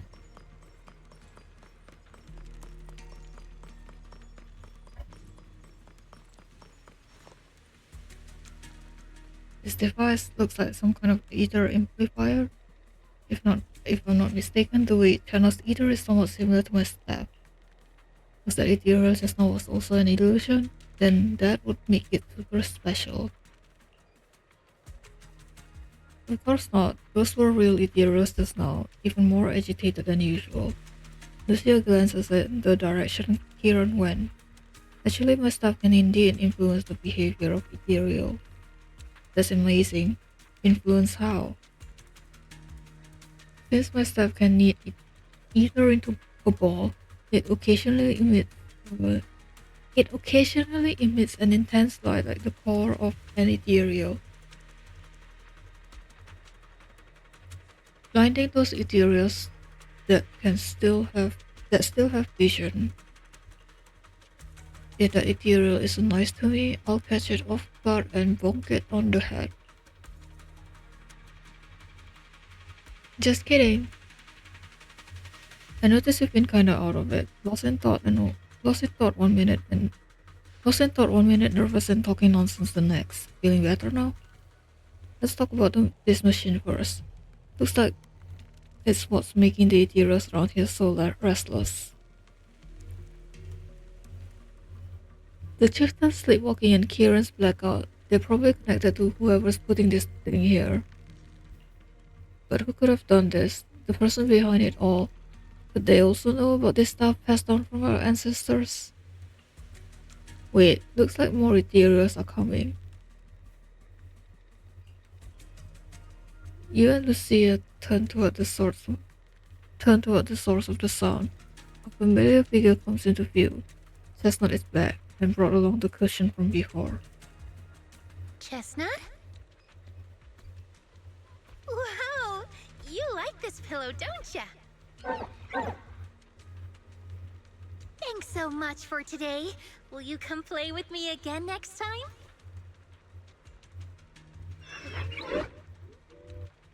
Yes, he'll come too. It's a promise then. Huh? You mean me? Nice to meet you, Chestnut.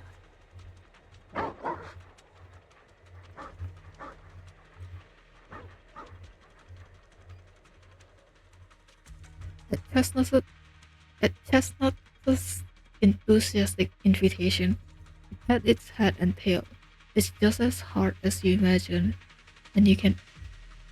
After you and Lucy have spent quite a while playing with Chestnut, you reluctantly say goodbye and return to Phylum Heights. I did not click that. Damn it, I missed the story.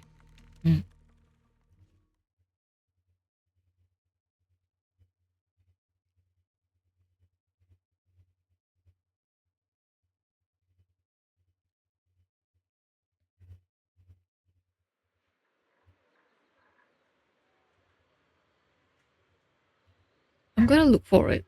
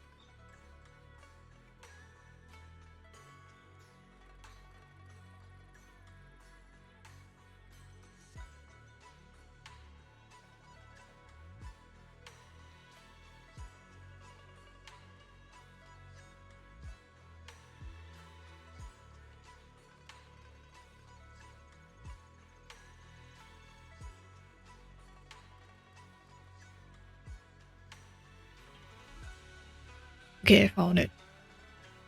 So, at Chestnut's enthusiastic invitation, you pet its head and tail. It's just as hard as you imagine, and you can even feel the violent ether flowing through its body. But this violent ether from such a friendly puppy is truly fascinating. No wonder Lucy always wanted to find a way to coexist peacefully with Ethereal. Dawn approaches. It's about the time Lucia usually leaves, but she seems to be deep in thought about something. Lucia, what's on your mind? Oh, it's nothing. I was just wondering why the chieftain chose to give me the staff. If a family in Eridu had been holding on to a secret weapon, you'd expect it to go to someone powerful. Someone who could last the longest in the Hollow. Or someone who's best at taking down ethereals, right? Not that the Night Watchers believe whoever slays the most ethereals is the strongest, but I don't exactly have any other qualities that stand out. But you really know the ethereals. The staff is a relic left behind after the Night Watchers confronted the Night Horror. Giving it to the person who understands the Night Horror best totally makes sense. That does make a lot of sense. Actually, I've always had doubts about the true purpose of this staff. For decades, our chieftains have used it to fend off ethereals and protect our people from hollow disasters. But for me, defeating ethereals was never the goal. I wanted to understand them. Even among the Night Watchers, some say I've strayed too far from tradition. Right. You've always had a special interest in ethereals. I don't think I've asked before, but what made you want to study them in the first place? Ethereals. Some are born from the Hollow itself. Some are the continuation of life in the Hollow. Some of them feel like projections of who we are in the Hollow. Others are quite literally the people we once knew. I keep wondering, when someone is corrupted and becomes an ethereal, when they lose their sanity and identity in the Hollow, is there really no way to bring them back? If we see the Hollow as our enemy, then it's nearly invincible. No matter how strong you are, I don't think anyone can wipe out every last Hollow. But if one day we could uncover all the secrets of the ethereals, or if the Hollow itself could answer us, then maybe there's still a chance to bring our lost loved ones home.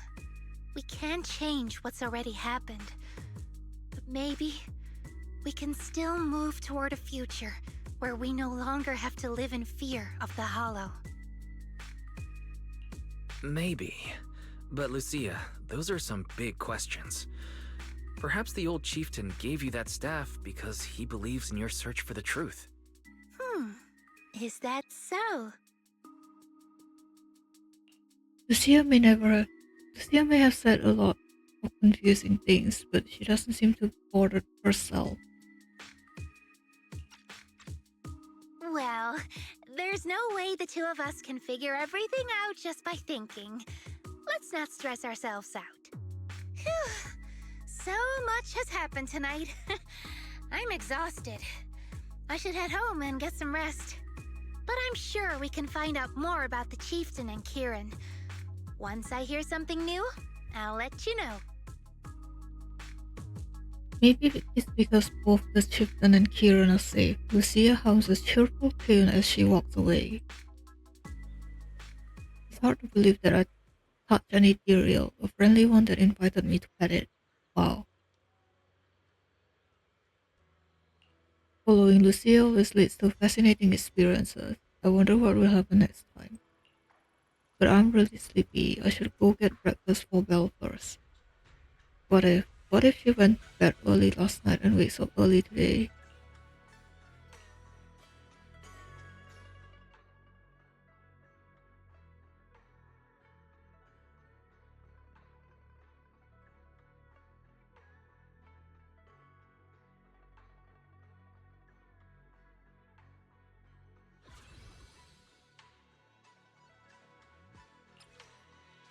While stopping the conspiracy with Chestnut, Lucia heard echoes coming from the hollow.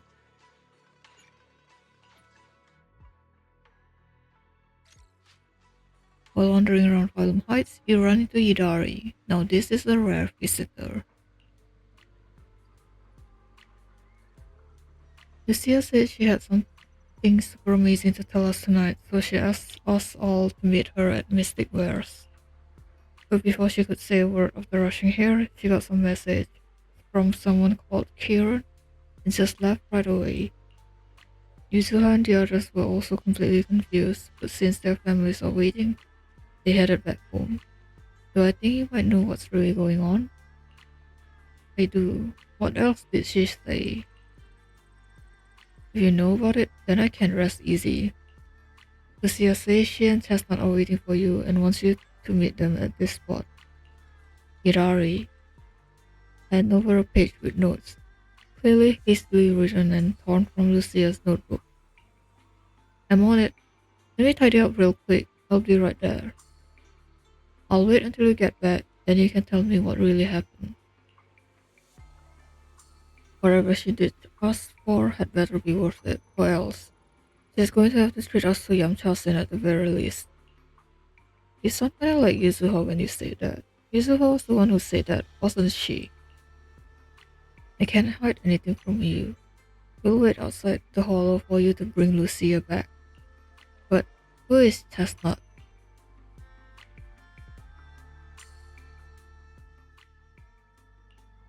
No matter where we go, Okay, he we're is the gonna real use reward. this to only for story purposes. For story purposes, we're gonna use these two only.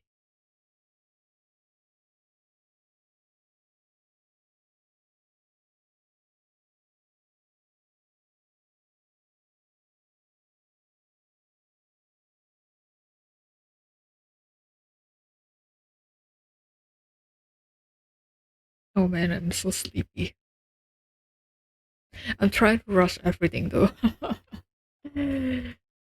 But rushing everything in like 2-3 days is definitely not fun.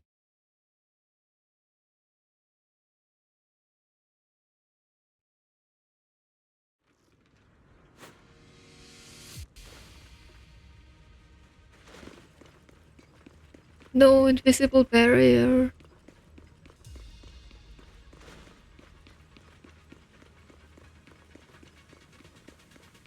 Ah!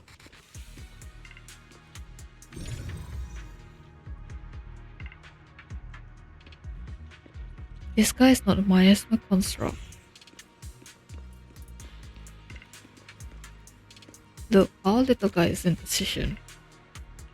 You're so smart. No matter how many times I look at it, this whole thing feels so weird. Wise, what are you muttering about? You're deep in Lemnian Hollow now. Even I've never been here before. If that investigator really is hiding here, plotting something, I wonder how Kieran managed to track him down. Never mind that for now. The terrain around here is pretty tricky, so stick close to me and our guide, Chestnut. Chestnut seems particularly excited. Seems like she was pretty happy with that hollow adventure last time. Let's just- just follow Chestnut. Whether it's the suspicious investigator we saw earlier, or... Chestnut should remember their scent. Are you training Chestnut to be a rescue dog?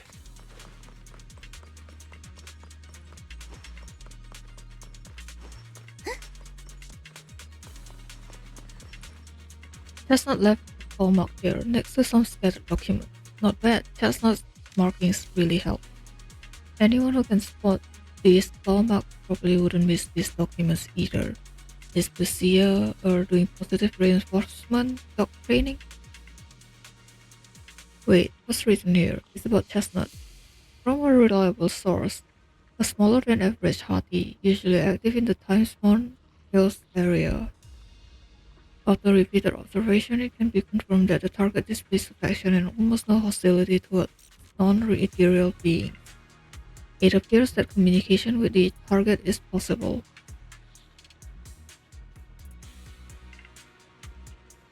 chosen as the research subject to capture plan is as follows. The document is fake, but it's almost certain that they're all about Chestnut. Heck, some parts even mention Lucia. Just as I thought, that person was after Chestnut from the very beginning. We need to find them quickly. And what does reliable source mean? Could someone be feeding them information about Chestnut? Pretty cool, huh?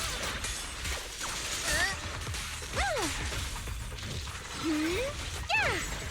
Leave this part to me. Are you ready for this?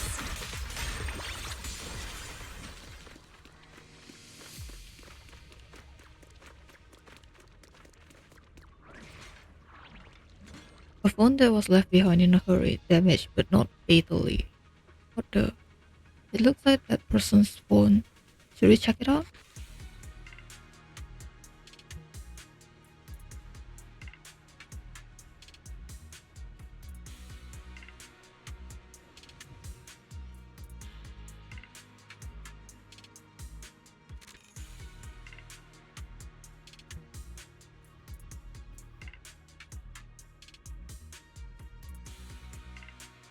Lucia immediately turns the phone on, so she does know how to use electronics. Thank you for your referral. Our collaboration has been going quite well. However, allow me to bring you the news of that party to that gentleman. I'll be seeing you next time. Oh no, even if we have the chance to meet again, you likely won't be able to recognize me anymore. So, farewell. What does that mean? Looks like his partner betrayed him. Perhaps we'll find an ethereal. You mean the guy who accused us of siding with ethereals might have already turned into an ethereal? Are you okay? It's not your fault. Are you really upset? No, it's not that. I was just thinking, if we'd save him in time, wouldn't it be fun to see the face of that person who was so eager to say their final farewell? I don't know. But I kind of wish you are like a permanent addition, you know. But we already have a bank rule. I mean, karma kind of counts, kind of.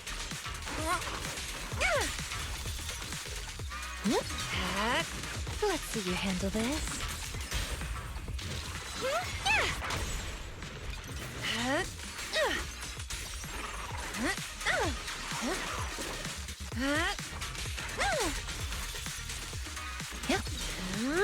Don't worry, one swing will do.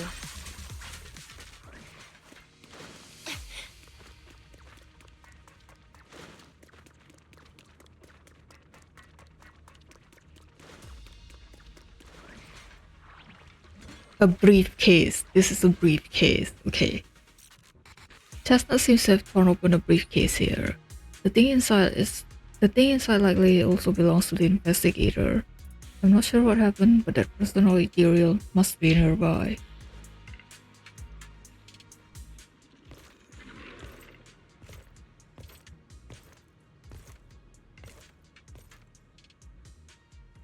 Well, no need to look much further. He's definitely nearby. Sorry. I'll have to send you back to the Hollow. Here we go.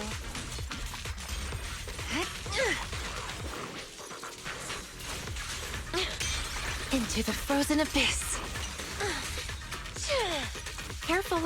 This attack is gonna be tricky. Why struggle? Rest in peace. Don't worry, one swing will do. You will rest amidst the ice. I feel like there's an endless swarm of ethereals heading this way. Yep. They know exactly what they're after. If this keeps up, we're toast. We need to take out the amplifier now. Lucia, up to... Are you ready for this?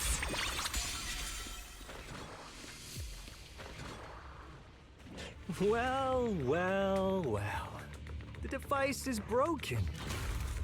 Guess you'll have to pay me back for that, huh? It's you. As expected from one of my own. So much for being close to the ethereals. When it's time to strike, you don't even flinch, do you? Kieran? Oh, did I surprise you? Honestly, I was more surprised by you and the old man. You mean the chieftain? He sleepwalked into the hollow because of you? Yeah. I figured someone like him, sitting at the top for so long, would have caught the Night Horror's attention. But nope. He's swallowed by Lemnian Hollow just like anyone else.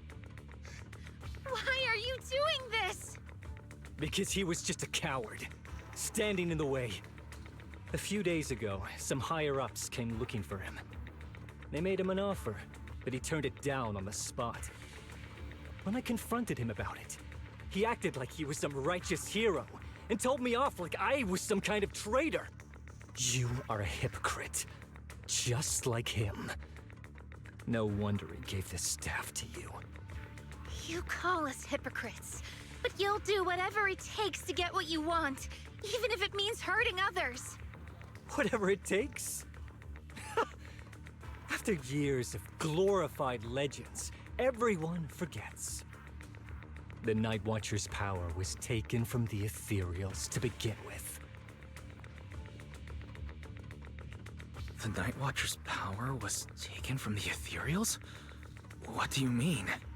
Well, well. Lucia didn't tell you? There's another version of how the Night Watchers came to be.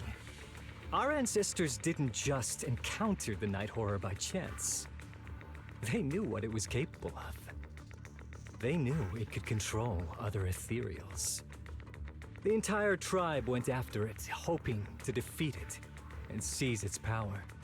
But when the Night Horror unleashed its final surge of energy, half the tribe turned into ethereals on the spot. The rest barely survived. The only reason they were acknowledged by the Hollow was because they sacrificed their own kin. But that's just another ancient rumor. Stop lying to yourself. Do you really believe you can strike a deal with the ethereals and not pay the price? I just want like a happy-go-lucky day with Chestnut and not having to deal with this, you know. Because this feels like Yufufu story again. I don't think you're very good at explaining yourself. Even if your story is true, it has nothing to do with what's happening now. What exactly are you trying to say? We've spent our lives hiding in the shadows, shaped by traits we never asked for. Just because the ethereals don't attack us, those who live in the city see us as freaks. Like we're invisible. Like we don't matter.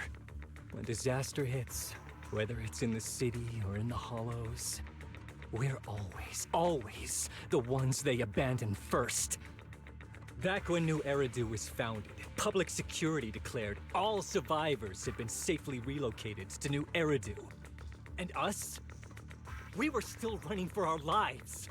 Caught between companion hollows, stumbling over the bodies of our own kin, crying as we counted who didn't make it. Tell me, did anyone come for us? Lucia, don't you want to change our lives for the better? Even if we were to leave all this behind, it shouldn't come at the cost of our people's lives. Who are you waiting for to come and uphold justice? Being seen as kin by the ethereals, walking freely through the hollows, this is the Night Horror's blessing! We should use this gift to earn power, to gain recognition. Isn't that what we deserve? If it means a better future for everyone, then what do a few sacrifices matter? But the price you're paying for that future, is it really your so-called gift? Or is it the lives of your own kin? What is it you really want? A place for our tribe to survive? A stamp of approval from New Eridu? Or something else? Those sacrifices were just inevitable casualties. It's nothing compared to what we gave up when we first fought the Night Horror. Besides, after the early trials, I finally found better test subjects and stronger allies to back me. Everything's going smoothly now. Better test subjects? Are you talking about me? Lucia, you're so full of yourself. Though I too used to think you were some kind of prodigy, summoning Ethereals out of thin air. But now, you're just a coward with a fancy stick, putting on cheap tricks, hiding behind research, while running away from your fate! I couldn't care less whether you live or die. What is it you're after? Chestnut or the staff? Obviously both. That staff was entrusted to me by the chieftain. After everything you've done, you still have the nerve to ask for it? And Chestnut? Chestnut is my friend. She is a free ethereal. I will not let you take her away! Oh, save the speech. I've heard it all before. The Night Horror is watching over the conflicts, gifts from your dreams. But you've never even dreamed of the Night Horror. You are just making up stories to hide the fact that it never chose you. The only reason you stumbled upon this rare hottie in the first place was because I slipped up. And I'm here to fix that. It's time things go back on track now. You treat our people with even less care and compassion than Nineveh does the Hornets. I don't believe a word you say, and I won't let you hurt anyone else just to feed your ambition. You didn't really think that half-finished prototype you destroyed earlier was my only backup plan, did you? Not everyone can stand to see the Night Watcher's rare gift go to waste. My ally supports my research generously. They've even thrown in a little extra firepower. So hand them over. Your magic stick. The gullible little ethereal you tricked. And you, my new test subject.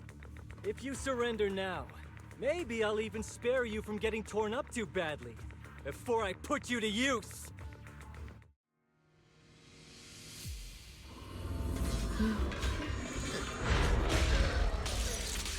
Yeah.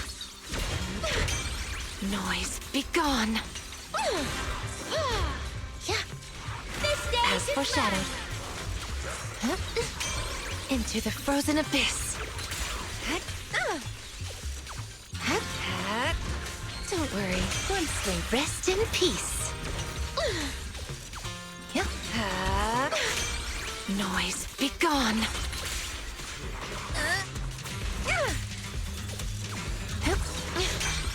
That's as far as you go. Pretty, right?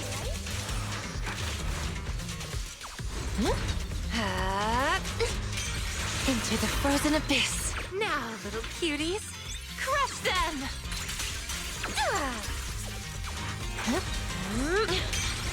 You asked for it. Rest in peace. Yeah. Sleep well. Watch the blind spots. Here we go.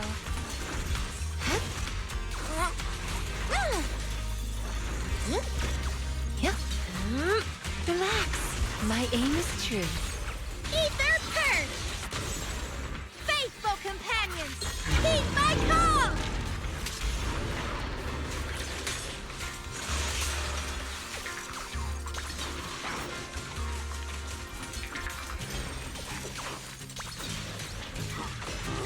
I knew it wouldn't be that easy.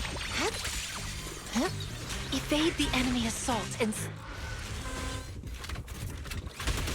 Chestnut, watch out! So, looks like the staff didn't make you stronger. Why don't you give it back to me? I won't allow you. to disgrace the relic of my ancestors! Chestnut. I will never give the staff to you! Instead of using it to hurt people or treating it as a bargaining chip, I would rather use it to make new friends in the Hollows! Go, little hotties! What?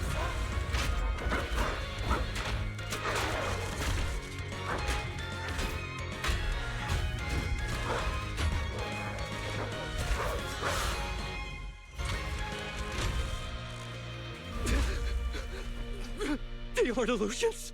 They're real ethereals? You're a monster! See? The Hollow has answered my call. You freak! Maybe. But if you were really blessed by the night horror, how'd you end up being defeated by a freak and a little hottie? I underestimated you. No. What you underestimated was what you kept talking about. The gift. You always saw our abilities in the Hollow as some kind of superior gift. And you see the city people as enemies who abandon us. And when it came down to it, you forgot that we've been acknowledged by the Hollow and chose their machine instead. I was only borrowing their power. Most people see ethereals as enemies, but when you try to exploit their power and get burned by your own betrayal, it's hard to play the victim then, isn't it? When you spoke so passionately about our tribe's place in the world, I thought you understood that. Are you defending the ethereals now?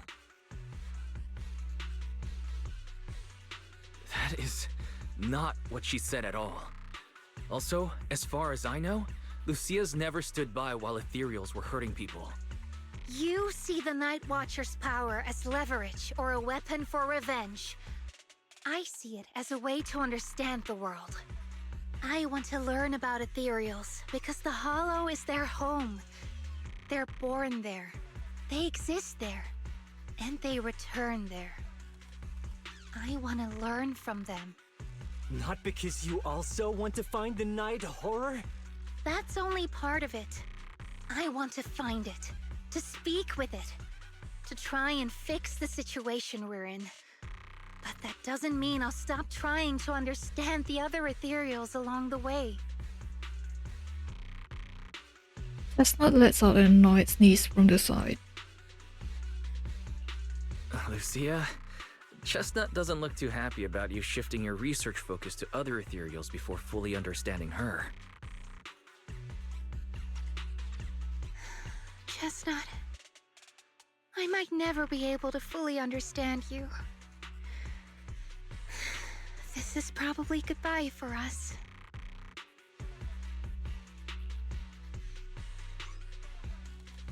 The sneezing stops abruptly, replaced by soft, eager whimpering. I wonder what happens though.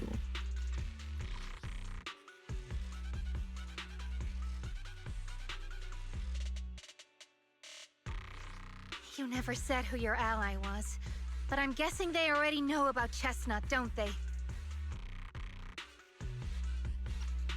Oh, that's why it's goodbye.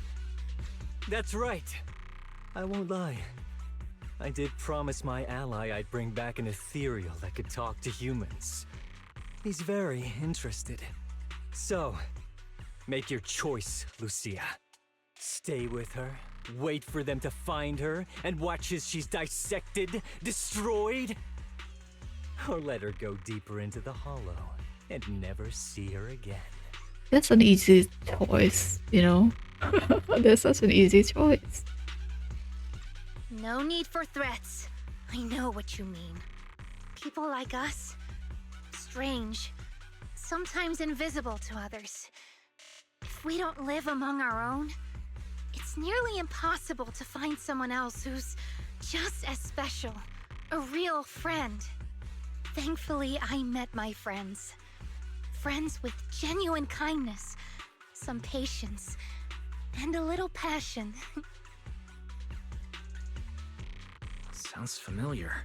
Who said that again? Wait, wasn't that what Karen said? The way to get puppies to like you? Friends. You mean the kind of friend who sends 2 messages in the morning when they wake up, then leaves you unread all day until finally replying right before bed? Excuse me, Mr. Noble and talented Night Watcher. Unless you're night blind, you should be able to see me standing right here. I'm Lucia's friend, in case you missed it. See? Staying close doesn't mean you have to talk to each other all the time. We live in different moments, but that doesn't keep me and my friends apart. There. I cannot. This one is such an intense. Oh shit. Oh. Thank god they have like the prompt.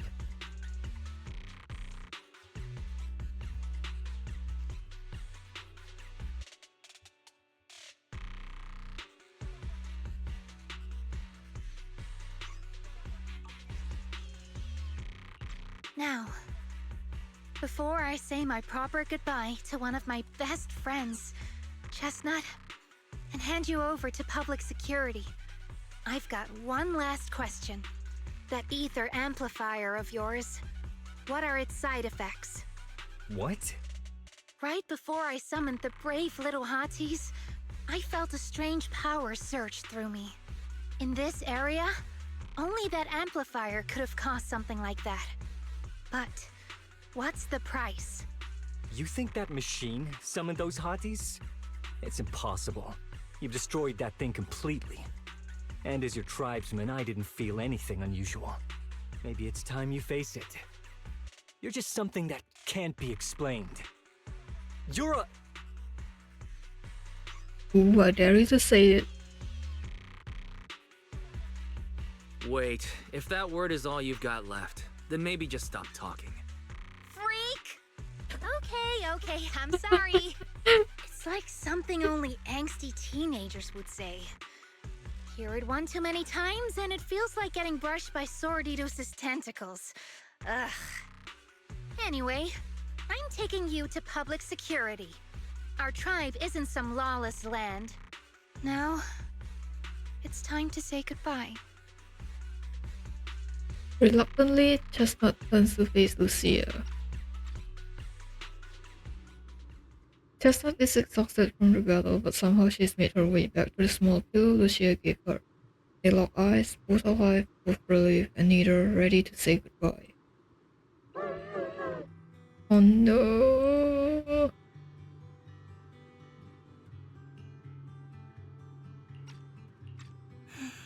He's right. You'll be freer and safer if you stay away from me. Head for the deepest part of the hollow, as far as you can go. Be wary of humans the way they're wary of you, but don't hurt them. If we're lucky, maybe we'll meet again.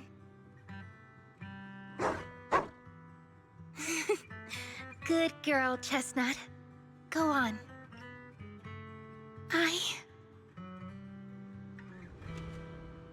I will never forget you. Lucia watches as the little ethereal trots off with the pillow in its mouth. That gentle puppy-like hearty feels like a dream, as if it never existed in this time and space at all. I already miss you. But deep within the hollow, a strange creation awakens once more. After an adventure that defies all instinct and the natural order, it returns to its body. This was a fruitful journey, returning with a name and gift given by a new friend. A strange creation, is it the night horror? Now it returns to watching. The night watchers who gain powers from it. It is. It is then.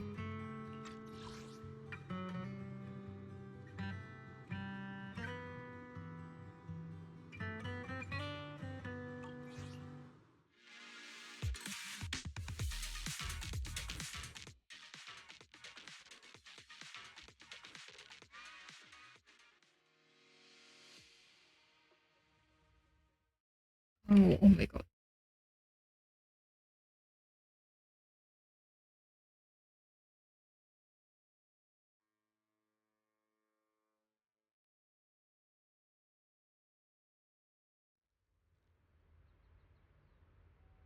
I hate pimples.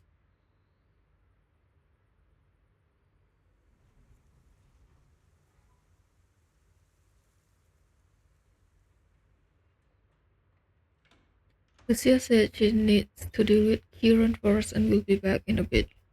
So tired, let's take a break. So much has happened, wonder how Chestnut is doing. Will you ever see her again? After taking a short break, you are woken up by your phone's notification sound. Sure enough, it's a message from Lucia.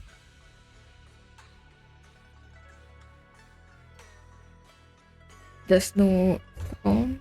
Fine then.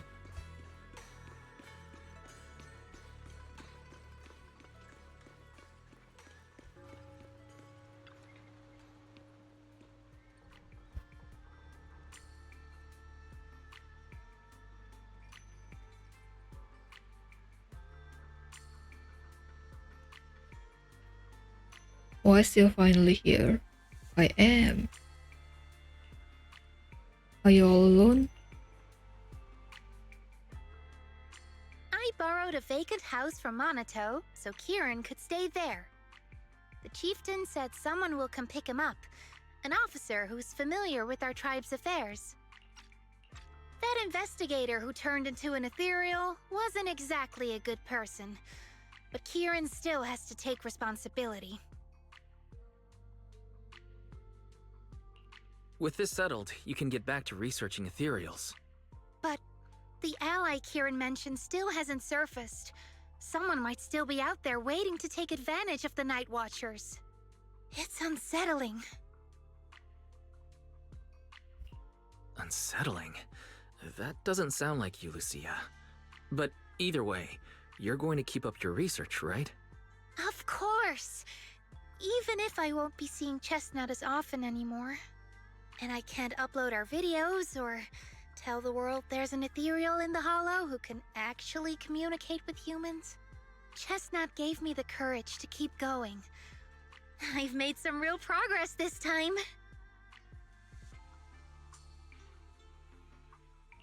Progress? Oh, you mean the staff, right? The way it let you summon a real ethereal?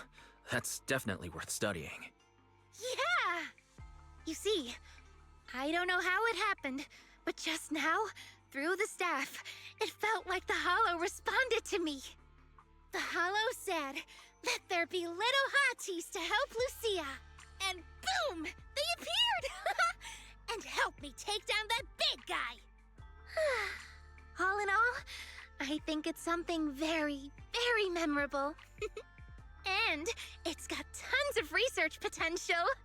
You see, if the Hollow really let me communicate with little hotties, then maybe I could talk to the Night Horror too? If you really could talk to the Night Horror, what would you ask? If I ever got the chance, I'd ask, why did it give the Night Watchers the trait that makes ethereal see us as kin? Can our dreams stop leading us to madness and turning us into ethereals? But I want more than asking questions. I have bigger ambitions. Maybe someday, everyone could hear the Hollow respond, just like the first Night Watchers did. Maybe we could even communicate with it, so we won't have to live like nomads.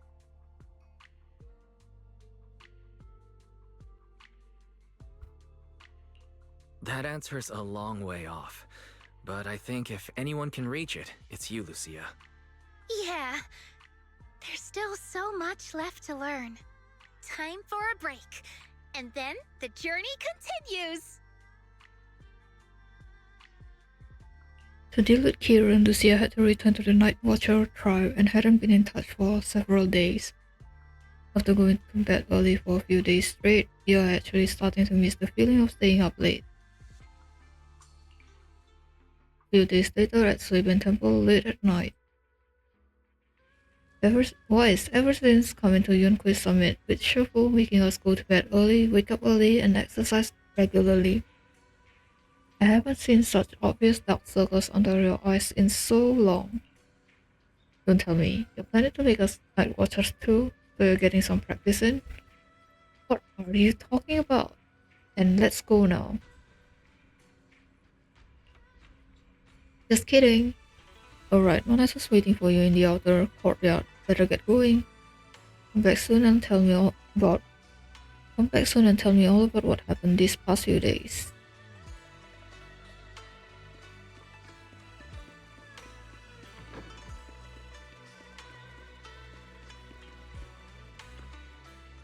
See, Lucia seems down lately. Yuzuha and the others think you might know what's up. Actually, you seen her post. Is she still sad about parting ways with that ethereal puppy? It's possible. Where's Lucia? I just saw her at Fluffy. Let's go over now. Teleport, please. Although Lucia's always going on and on, like, we gotta be friends with ethereals. We can never quite follow her train of thought. But as her human friends, everyone really likes her. Plus, she's always so cheerful. So what's been weighing on her lately?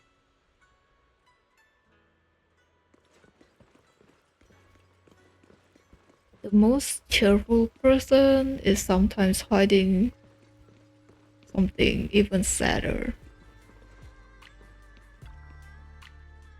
Oh, miss, I remember you. Would you mind if I asked a few quick follow-up questions? Oh, you mean the sturdy little pillow I bought here? Yes. Sure, go ahead. What do you want to know? Thank you so much. So, did your puppy like it? Yeah, she loved it. I'm glad to hear it. Next question is, how's the wear and tear? Pretty worn out now. Oh no, I'm so sorry. We'll keep improving the pillow's material. But the material's already been reported as too hard by a lot of customers. If we make it any sturdier, I'm worried some smaller pups might hurt their teeth chewing on it. Chestnut is, well, a big girl. For most dogs, the material is already strong enough, I think. All right, noted. And one last question. Has your pup shown any discomfort from the filler's scent? Not at all. She's quite a strong pup. Loves running around with that little pillow in her mouth. Wonderful. Thank you for shopping with us. We appreciate the feedback. Lucia, are you done talking?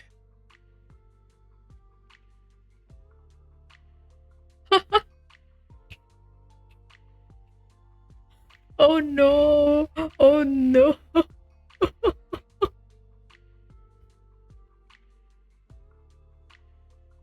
It's not this! It's not this! I swear it's not this. I even say it's a she. I mean, she even says it's a she. It's not him. It's not him, please.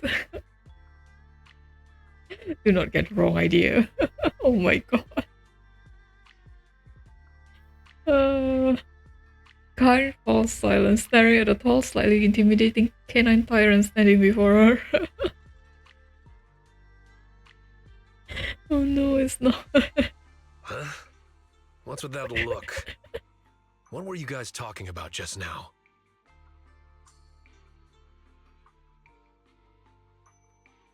After a whirlwind of explanations, you finally convinced Karen the toy wasn't meant for Manato.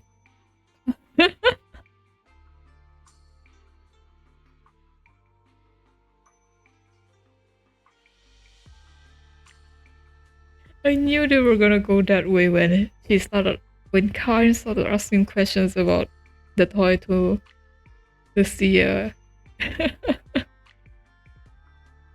I mean, Lucia said it's a she, it's not a he. So it's not him.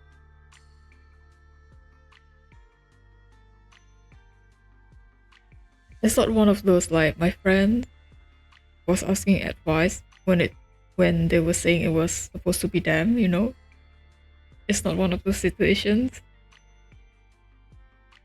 After a whirlwind of explanations, you finally convinced Karen the toy wasn't meant for Manato. Karen apologizes 6 times for the misunderstanding, then brings out the store's most popular dog treats and insists Lucia takes them. Next time, don't call hotties puppies. If Yuzuha were here, she's not gonna let it go. All right. Canine Thyrans aren't puppies either.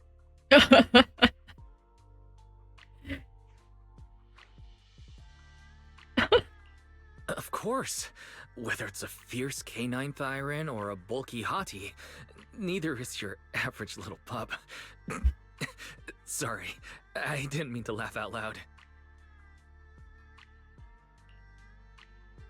Anato glares helplessly at his friends. All right. Back on topic. Congrats, Lucia.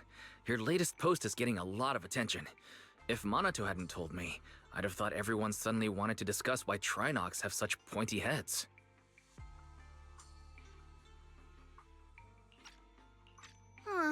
Don't mention it. I put so much effort into my serious, well-thought-out research posts. But everyone just wants Chestnut's adventure stories. Some even asked when Chestnut will dive through the fissure into Hollow Zero, punch the Hornets, kick Nineveh, and reach the peak of ethereal life. Lucia, we all know you miss Chestnut, but But a Hattie's front legs are built more like a real canine's, not a cat's. I mean, they can't punch hornets, and its back legs can't really... wait. This is what you've been stressing over? Well, not exactly. Actually, Wise, there's something else I wanted to talk to you about.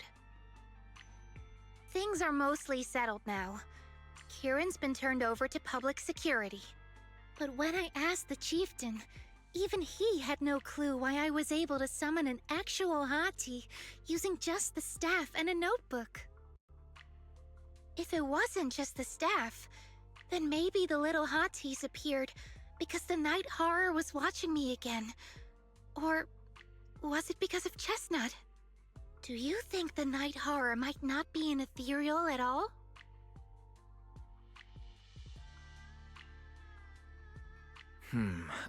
I trust your judgment. But aside from ethereals, the only other beings we've seen born from the Hollow are sacrifices, right? The Night Horror doesn't seem like one of them. Then what could it be? It gave the Night Watchers the traits that make ethereals mistake us for kin. It can enter our dreams and lead us into the Hollows. It even foreshadowed my farewell with Chestnut. It has to be something far more mysterious, some deeper creation of the Hollow itself. But I still know far too little about the Hollows. Like you said, the answers might be a long way off.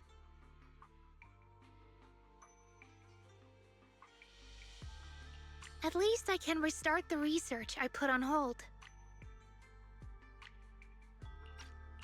So, who's coming with me into the Hollow to see if an Avaris actually bonks its horn when it rolls over? You gotta sleep early today no matter what. You gotta sleep early today no matter what. Let's leave such night outings for next time. Lucia isn't disappointed. She happily waves to you and leaves, scribbling away on her little book. In the night sky of the unknown and on this dreamless journey, there are plenty of more truths regarding the Hollows, waiting to be discovered by this iron girl full of curiosity.